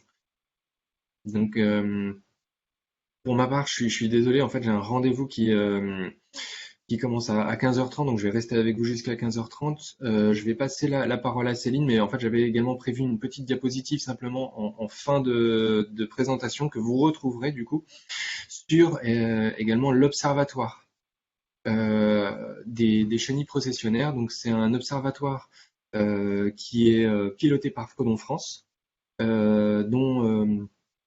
met en valeur, je dirais, les actions efficaces pour un meilleur contrôle du développement des chenilles processionnaires, une réduction de leurs impacts sur la santé et les milieux, et dont les objectifs, c'est de constituer un centre national de ressources en matière de chenilles processionnaires. C'est également de contribuer à valoriser les connaissances sur les chenilles et notamment leurs effets sur la santé, mettre en avant les actions durables de prévention ainsi que les données scientifiques et les projets de recherche en cours, et enfin de développer des actions en partenariat avec des acteurs nationaux et de terrain. Voilà un petit peu les messages que je voulais vous transmettre. Je laisse la parole à Céline, puis à Madame Guillemot pour le reste de la présentation. Oui, donc je prends la main moi sur une partie plutôt donc sur l'action, sur les actions pour préserver la santé des personnes. Donc le but étant d'agir pour protéger les arbres et éviter d'en perdre à cause des populations importantes de chenilles. Mais du coup aussi de protéger la population et les animaux des risques sanitaires. Donc, chez Fredon, on propose en réalité de se poser, de prendre du recul, de faire le point et d'essayer de voir ça d'un peu haut pour trouver des solutions de gestion qui soient adaptées et efficaces, les moins impactantes possibles. Donc en fait, ça passe par un plan de prévention qui est couplé à un plan de gestion, qui est un outil décisionnel, qui permet de réaliser une analyse de risque. Cette analyse de risque, elle permet de réaliser des choix stratégiques adaptés d'intervention à partir des facteurs sanitaires et environnementaux. Donc en réalité, on va caractériser les espaces, on va évaluer le niveau d'infestation, on va identifier les sites sensibles, notamment par exemple dans les écoles, les parcs, les maisons de santé. Donc après, j'ai marqué effectivement, j'ai inclus aussi les animaux et identifier les publics, les enfants, les personnes âgées, les animaux également. Le but de cette analyse de risque, c'est de lister, de prioriser les actions. Donc ça va être à la fois des actions de prévention, des actions aussi curatives. Et dans les actions de prévention, on va insister sur l'information, la sensibilisation, et cette information sera adaptée au public cible, donc les enfants, les personnes vulnérables, les agents, etc. On a mis ici un exemple de formation, donc la formation PREVA, qui est la formation prévention des risques liés aux végétaux et animaux, qui est, à mon sens, un bon exemple de formation qui permet de réduire les risques sanitaires. Donc, elle a deux objectifs. Reconnaître les situations à risque et adopter les bons gestes face aux dangers. C'est une formation qui cible des espèces végétales et animales qui sont les plus dangereuses, donc parmi lesquelles, évidemment, dans les espèces animales, vous allez retrouver les chenilles urticantes. Il y a aussi le frelon asiatique, par exemple, comme parlait Monsieur Rousselet en introduction du webinaire. Et puis après, il y a aussi des espèces végétales, donc l'ambroisie, il en a parlé également, la berce du Caucase aussi. Voilà. Outre ces actions de prévention axées sur la sensibilisation ou la formation, donc il y a le plan de prévention et de gestion qui sert à faire des propositions de mesures préventives aussi techniques qui vont consister à empêcher le développement des chenilles. Alors, je suis pas rentrée dans le détail des mesures de gestion. J'ai cité quelques exemples. Pour dire qu'effectivement, le but du plan de gestion, c'est en aucun cas d'éradiquer les chenilles, puisqu'elles font partie de la biodiversité, qu'elles sont utiles, bien qu'elles soient parfois extrêmement gênantes, et que de toute façon, c'est impossible de chercher une éradication. Donc le but, c'est vraiment d'essayer de réduire les risques, de réduire les gènes. Et ce qu'il faut savoir, c'est qu'effectivement, il existe en fonction de la chenille visée un panel de solutions qui sont très variées, donc qui vont à la fois de solutions plutôt environnementales, donc avec la recherche d'un équilibre entre les ravageurs, les auxiliaires, etc. On a cité aussi tout à l'heure les poses de pièges à phéromones sexuels ou à procession, la confusion sexuelle, les traitements préventifs, puis aussi après des solutions curatives. Voilà, donc piégeage de masse, la destruction des nids des chenilles, des traitements insecticides, etc. Le but, le plan de gestion, il est basé sur une analyse de risque initiale. Il permet de faire des propositions de gestion qui sont donc adaptées au cas par cas. C'était un peu la conclusion justement de cette introduction de Monsieur Rousselet, de dire qu'effectivement, c'est vraiment au final du cas par cas parce que l'environnement est très varié. Là, j'ai mis sur cette diapo, sur la photo de gauche, donc c'est le collège de Gif-sur-Yvette, l'entrée du collège, avec des pins magnifiques qui sont assez vieux quand même, donc. Dans certaines communes, ces pins auraient simplement été enlevés pour plus de simplicité, mais sur la commune de Gif, après la mise en place du plan de gestion, on a décidé de mettre en place des actions plutôt de communication, la pose d'écopièges, etc. Et puis surtout d'entretenir les écopièges qui sont posés, puisque ça fait vraiment partie des choses qui sont indispensables pour qu'il y ait une réelle efficacité. Voilà, donc l'objectif, ça va être de communiquer auprès des parents, auprès des professionnels du collège, et puis éventuellement d'intervenir pour enlever les nids quand c'est nécessaire. Mais le problème de l'enlèvement des nids, c'est que on déstructure aussi les arbres et qu'on les affaiblit en même temps. En parallèle de cette photo de gauche, je vous ai mis à droite une photo qui correspond à l'école de Savigny-le-Temple, à une école à Savigny-le-Temple, où là, par exemple, dans les panels de propositions qui ont été faites, il y avait donc une partie formation des agents pour la prévention, une renaturation aussi de l'environnement, pour recréer un équilibre, créer des zones de nature pour les auxiliaires, donc avec des plantations, avec des zones de moindre entretien, etc. Puis après, donc là, c'est une école qui est plutôt avec des problématiques de chenilles processionnaires du chêne. Donc là, il y avait aussi des évaluations de population pour voir si une intervention phytosanitaire était indispensable, parce que jusque-là, en fait, le traitement était systématique. Il y avait 2 traitements par an à des périodes qui sont parfois un peu complexes à mettre en place. Et donc, du coup, c'est vrai que l'évaluation des populations permet de savoir si l'intervention est indispensable et du coup de limiter les risques qu'elles aient un impact sur la faune par ailleurs. Voilà, donc il y avait aussi des mesures de surveillance, des mesures de barriérage pour limiter les sorties des enfants sur les zones à risque et éventuellement de mettre en place des actions de gestion curative dans le cas où il y ait réellement une problématique qui ait mal été gérée en amont.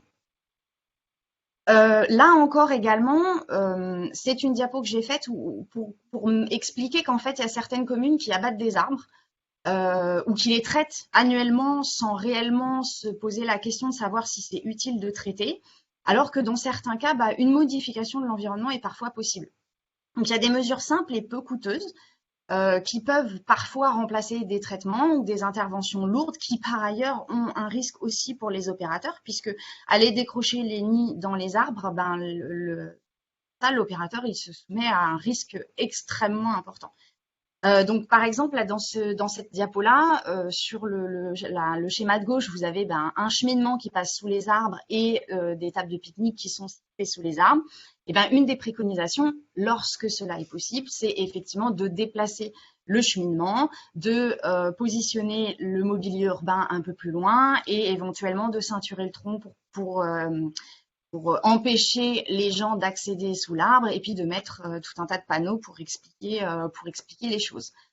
On pourra aussi rajouter des mesures écologiques, donc limiter la tonte, mettre en place des prairies en fauche tardive, végétaliser en variant les strates, en variant les essences aussi, rajouter des massifs fleuris, planter des arbustes locaux, etc. Sachant qu'effectivement, comme je le disais tout à l'heure, il faut nuancer tout ça en disant qu'effectivement, toutes les actions ne sont pas toujours faisables économiquement ou en fonction du site. Et donc, c'est vraiment une recherche de mesures adaptées au cas par cas. La diapo suivante, c'était pour vous expliquer que donc, le plan de prévention et le plan de gestion, c'est un avis indépendant sur les mesures de prévention et de gestion. C'est un outil d'échange, d'arbitrage pour les techniciens et les élus. Ça permet vraiment de prendre de la hauteur, de chiffrer, d'optimiser les coûts de gestion. Et puis par ailleurs, c'est un document qui peut être valable pendant plusieurs années, qui peut servir à la consultation, à la sélection d'entreprises pour la mise en place des interventions. Donc c'est un outil qui peut servir à plein de choses en réalité et qui permet vraiment de se poser et de réfléchir et de prendre de la hauteur par rapport à la problématique de chenille qui est pourtant souvent gérée un peu au cas par cas rapidement en curatif quand il y a des problèmes. Le but, c'est de pouvoir prendre des décisions raisonnées sur les plans économiques, écologiques pour une gestion efficace. Donc, ça permet d'actionner les bons leviers, voilà, d'évaluer les coûts, d'engager les acteurs dans une logique d'action collective. Voilà pour ma part. Ce que je vous propose, c'est de compléter mon propos avec l'intervention de Madame Guillemot pour donner le retour d'expérience de la ville de Champlan, donc sur la problématique des chenilles dans cette ville. Donc, hop, je vais passer les diapos pour elle. Madame Guillemot, je vous laisse la main. Bonjour. Donc effectivement, ça fait quelques mois que je suis sur la commune de Champlan, donc je n'ai pas encore beaucoup de recul.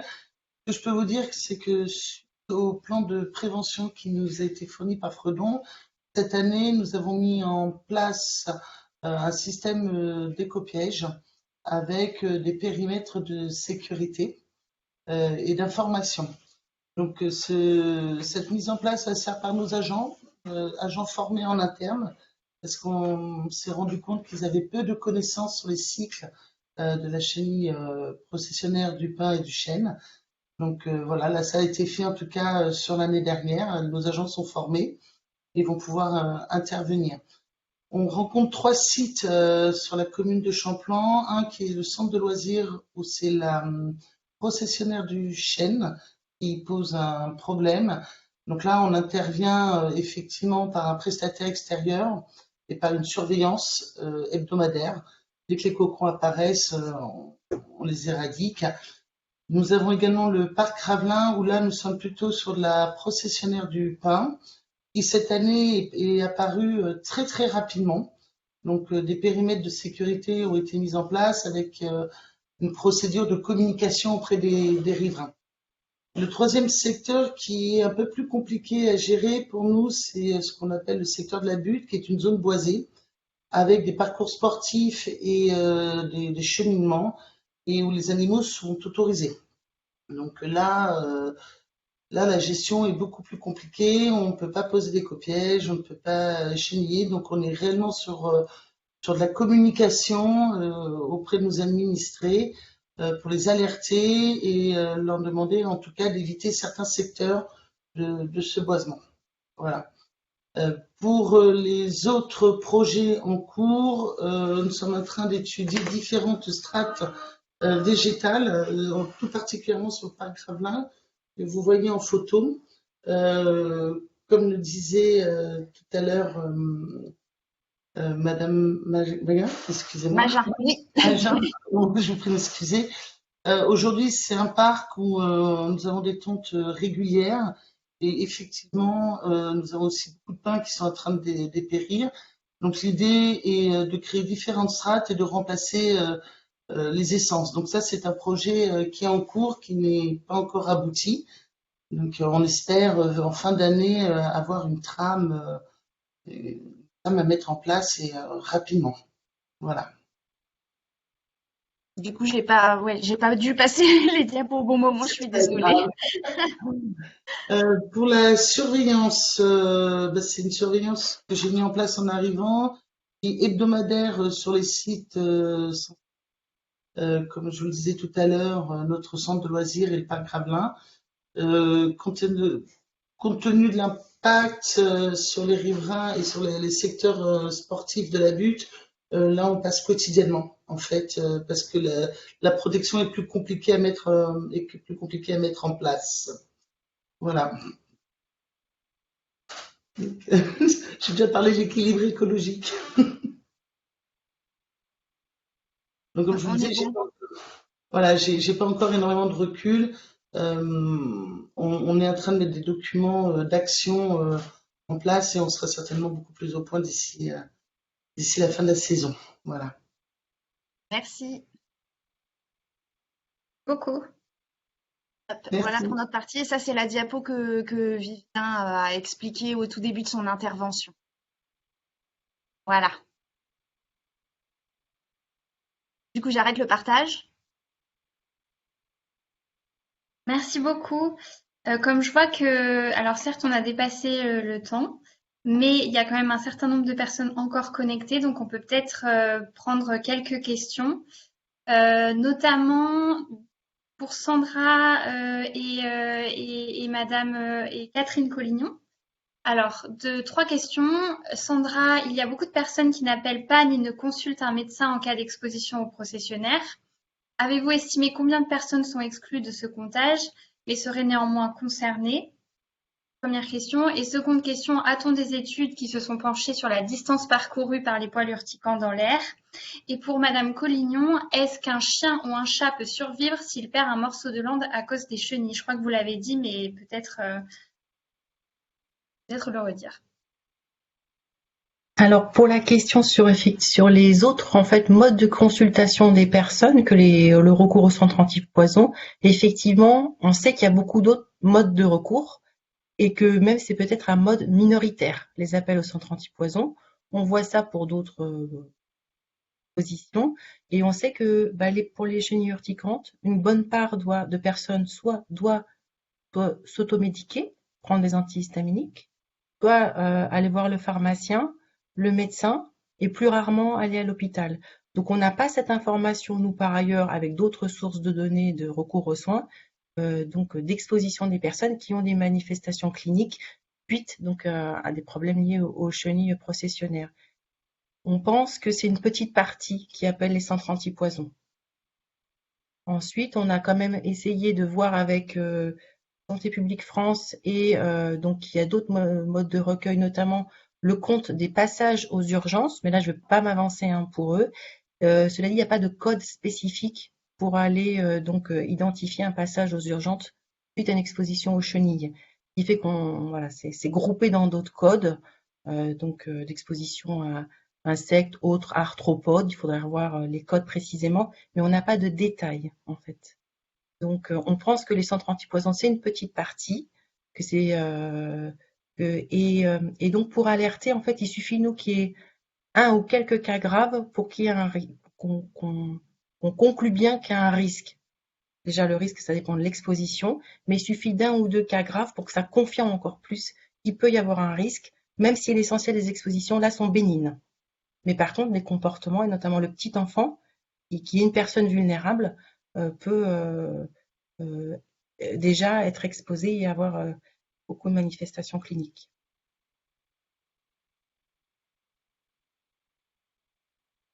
Et l'autre question, là c'était... Oui, s'agissant de la nécrose de la langue, alors les données, ce que je mettais dans la réponse, les données restent quand même assez limitées. Il y a peu de bibliographie sur le sujet. En général, c'est plus une perte de langue partielle. C'est pas toute la langue qui tombe, c'est plus l'extrémité de la langue. Les chiens ont quand même une capacité d'adaptation de manière générale assez remarquable. Les chats semblent moins fréquemment atteints d'une part et faire des formes moins graves, donc moins de nécrose de la langue parce qu'ils sont plus prudents dans leur comportement exploratoire, donc ils vont moins mettre la chenille dans la gueule. Et pour ce qui est du chien, par exemple, j'ai une étude qui me présentait un suivi de 23 chiens qui ont une perte partielle de la langue et qui ont pu s'adapter tous et vivre correctement. 7 d'entre eux avaient besoin d'une aide pendant un temps assez court en suite immédiate, c'est-à-dire en donnant à manger à la main, en les aidant aux besoins à boire aussi. Et après, ils ont une capacité de s'adapter, de pouvoir continuer à se nourrir. Toujours sous réserve en médecine, c'est du cas par cas, donc à moduler selon quand même la gravité de la lésion initiale, le contexte de l'animal, son âge, le délai de la prise en charge aussi, qui est très très important pour, comme je vous le disais, pour réduire ce risque de nécrose ou le limiter. Donc, mais c'est possible. Merci. Alors oui, pour la seconde question, Sandra Sinotellier, a-t-on des études qui se sont penchées sur la distance parcourue par les poils urticants dans l'air?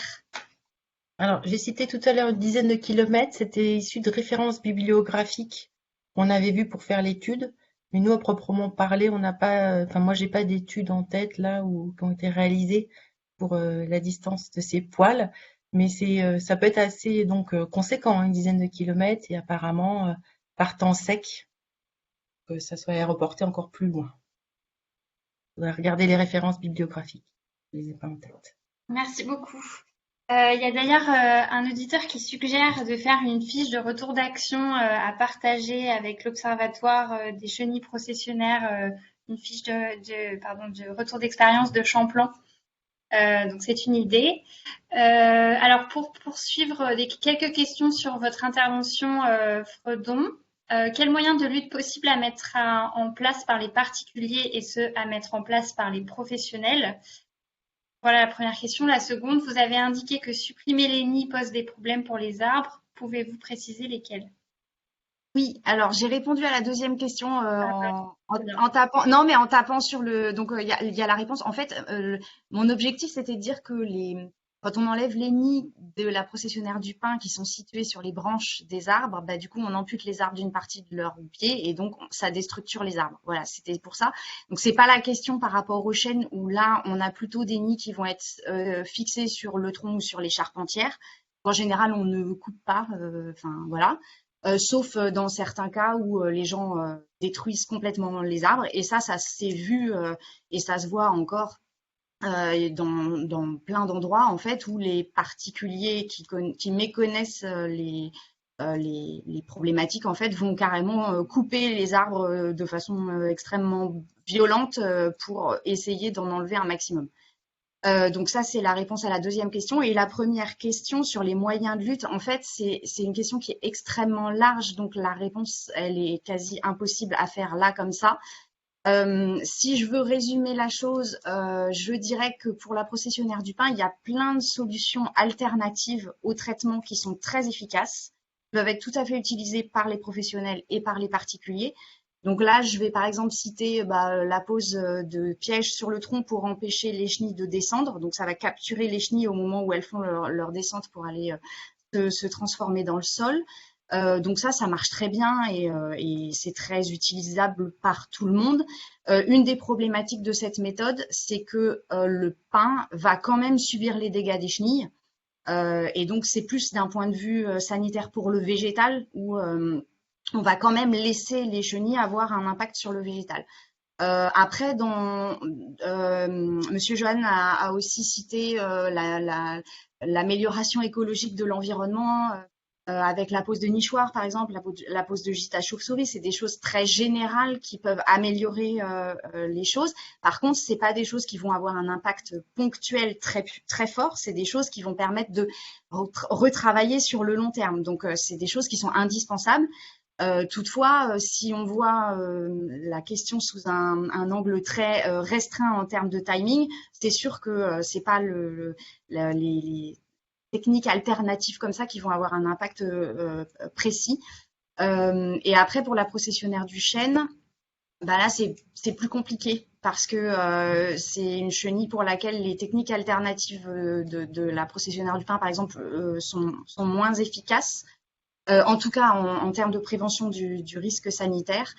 Donc après, on va aller sur de la protection de zonage, on va aller sur de l'enlèvement mécanique des nids, sur du préventif avec des interventions phytosanitaires. Mais ça reste quand même un peu plus lourd que pour la processionnaire du pain, où on a quand même des solutions alternatives efficaces. Merci. Alors, deux questions, peut-être plus pour Jérôme Rousselet et Minky Johan.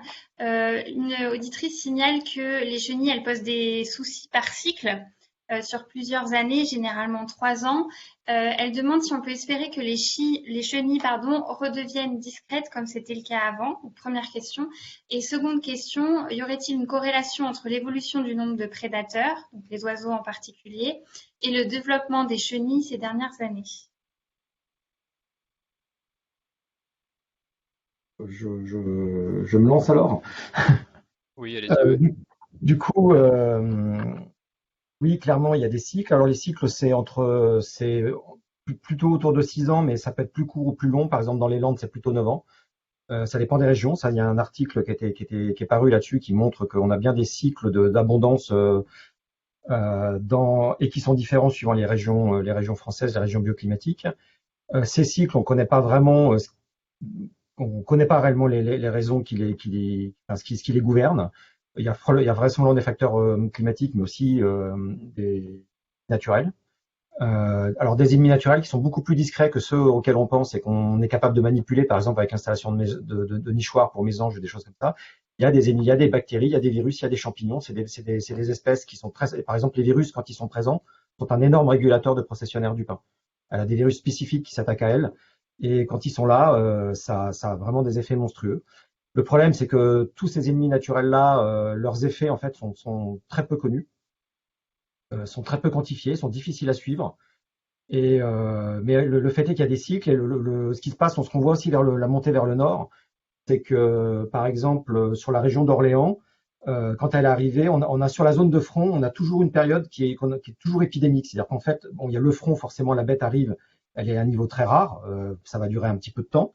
Ensuite, en arrière du front, il y a toujours une zone où le niveau de population peut être très élevé et ça devient un ravageur permanent, c'est-à-dire qu'il n'y a pas de cycle, c'est tout le temps très présent. Il n'y a que des facteurs climatiques qui peuvent éventuellement réduire les populations de temps en temps.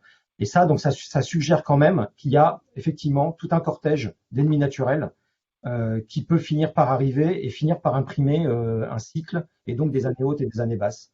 Donc, effectivement, dans les régions qui sont qui aujourd'hui sont quasiment à des niveaux d'attaque très élevés et permanents, on peut espérer à ce que dans le futur, dans ces régions-là, à l'échelle de 10, 15, 20 ans, 30 ans, je veux pas, ça va dépendre des régions, ça puisse devenir cyclique et donc poser moins de problèmes, mais ça restera des années hautes et des années basses. Voilà. Et peut-être concernant du coup les corrélations entre le nombre de prédateurs et ceux de la chenille, c'est assez difficile hein, objectivement de dire oui c'est parce qu'on a une perte des prédateurs naturels de la chenille que son expansion est favorisée. Il y a une multitude de facteurs qui sont très difficiles à discerner les uns des autres. Par contre, ce qui est sûr, c'est qu'il y a un lien. C'est une partie du problème, c'est qu'on a des écosystèmes qui sont dégradés, qui peuvent moins remplir leur rôle de régulation. Et du coup, ça ouvre des brèches qui favorisent la pullulation d'une espèce. Donc, c'est vraiment un symptôme d'une dérégulation des écosystèmes. Ouais, si je peux renchérir là-dessus, effectivement, c'est déjà la présence d'un processionnaire du pain, c'est le symptôme d'un déséquilibre. Voilà, ça, c'est clair. Par contre, ce qu'il faut voir, c'est que est-ce que le milieu est capable de se réguler tout seul? C'est que des fois, on a des milieux artificiels. Le milieu urbain, c'est beaucoup plus difficile qu'il se régule tout seul, déjà. Donc, c'est là où ça justifie plus l'intervention. Et par ailleurs, il faut distinguer ce qui va être quand même des espèces généralistes. Des espèces spécialistes les plus efficaces, ça reste quand même des espèces qui sont à peu près, qui sont monophages ou oligophages, qui vont s'attaquer qu'à cette espèce-là de processionnaire ou à quelques processionnaires ou quelques autres insectes. C'est ça qui est le plus efficace en général. Les autres, en fait, sinon c'est dilué dans la masse. Hein. Après, il y a des effets comme la mésange. La mésange, par exemple, il y a des endroits où elle régule bien, des endroits où elle ne régule pas bien. En fait, c'est un oiseau qui a aussi besoin d'apprentissage. Et il y a des populations qui savent pas utiliser la ressource, ça les intéresse pas, ou elles vont réguler la ressource, mais à un moment donné où c'est pas intéressant. Par exemple, quand il y a des processions de famine, les processionnaires vont pulluler. D'un seul coup, l'arbre, il n'y a plus d'aiguilles. Donc là, les chenilles, elles tentent le tout pour le tout. Elles quittent l'arbre pour essayer d'aller ailleurs. Et souvent, là, les chenilles sont exposées. Et quand il y a des populations de mésanges qui savent pas utiliser la ressource, une chenille qui se balade en plein jour, elles savent la reconnaître. Mais le reste du temps, la chenille, elle sort manger la nuit quand il n'y a pas de prédateurs diurnes, justement. Et elle est cachée dans le nid le jour. Donc, il faut savoir aller les chercher dans le nid. Alors, il y a des populations de mésanges. Moi, je vois en forêt d'Orléans, maintenant, clairement, les mésanges, elles savent faire, elles savent gérer. Mais on a vu une époque, quand j'ai commencé à travailler là-dessus il y a une vingtaine d'années, où il y avait des mésanges qui ne savaient pas utiliser la ressource. Et quand elles utilisaient la ressource, elles mangeaient des chenilles qui de toute façon allaient mourir. Donc leur impact était nul. Donc vous voyez, c'est très très complexe. Rien que si on prend une espèce comme ça, il y a des cas où ça marche, des cas où ça marche pas. Quand on le manipule, il y a des endroits où des collègues ont fait des expériences où ils ont implanté des nichoirs à mésanges, ils ont pu montrer qu'ils avaient réduit le niveau de population. Maintenant, on a l'expérience sur une forêt méditerranéenne, une parcelle à un endroit donné. Ça n'a jamais été refait ailleurs et ça n'a jamais été généralisé. Moi, il y a des endroits, je sais que dans les conditions où c'est fait un petit nichoir à mésanges dans un coin, n'importe quoi, l'impact va être nul. Ça fait plaisir de le mettre, mais en réalité, l'impact sur la population de processionnaires est nul. Et en plus, donc il n'y a pas de réponse. Encore une fois, je reviens, il faut temporaliser, territorialiser. Ça va énormément dépendre du contexte à l'échelle du territoire lui-même. Et il n'y a pas de réponse absolue là-dessus. C'est quasiment, c'est l'ingénierie écologique, hein, si on veut mettre en place la lutte quasiment aujourd'hui. Merci beaucoup. Alors, certains intervenants nous quittent, certains auditeurs aussi, donc je pense que c'est le moment de conclure. Je remercie tous les intervenants, également Pascal Gorge, Anne Rouillard, Christine Canet, qui ont participé à l'organisation de l'événement. N'oubliez pas de répondre au questionnaire de satisfaction en quittant l'événement. Je précise également pour les franciliens qu'on est en pleine phase de concertation du plan régional santé-environnement 4, que il y a des groupes de travail qui sont en train d'être montés, qui vont réfléchir aux actions qui pourraient être intégrées dans le PRSE 4. La chenille processionnaire fait partie des enjeux qui seront abordés dans ces groupes de travail et pour lesquels les pilotes du PRSE sont preneurs d'idées et seront à l'écoute de vos propositions, je n'en doute pas. Donc, si vous êtes intéressés, je vous invite à aller vous inscrire. Je vais partager dans le chat le site pour l'ensemble des informations, ou peut-être d'ailleurs que certains auditeurs peuvent partager ce lien. Simplement pour vous dire que on se retrouve, nous, le 30 mars pour le 3e épisode de la série Vivre avec le changement climatique, les territoires s'engagent. On parlera cette fois-ci des maladies à transmission vectorielle et notamment des pathologies qui sont causées par le moustique tigre et les leviers d'action des territoires. Donc, n'oubliez pas de vous inscrire. Dans le chat aussi, je vais partager le lien. Je vais quand même vous partager à l'écran les autres dates ainsi que les événements de l'Institut Paris Région parce que ça peut en intéresser certains d'entre vous. Vous voyez mon écran, c'est bon ? Oui, Donc, oui, c'est bien. merci. Du coup, le 30 mars sur les maladies vectorielles, le 20 avril sur l'alimentation, l'agriculture, le 25 mai sur rafraîchir les villes et enfin le 22 juin sur l'éco-anxiété. Vous pouvez vous préinscrire. Le détail de la programmation arrivera très rapidement. Est-ce que j'ai tout dit?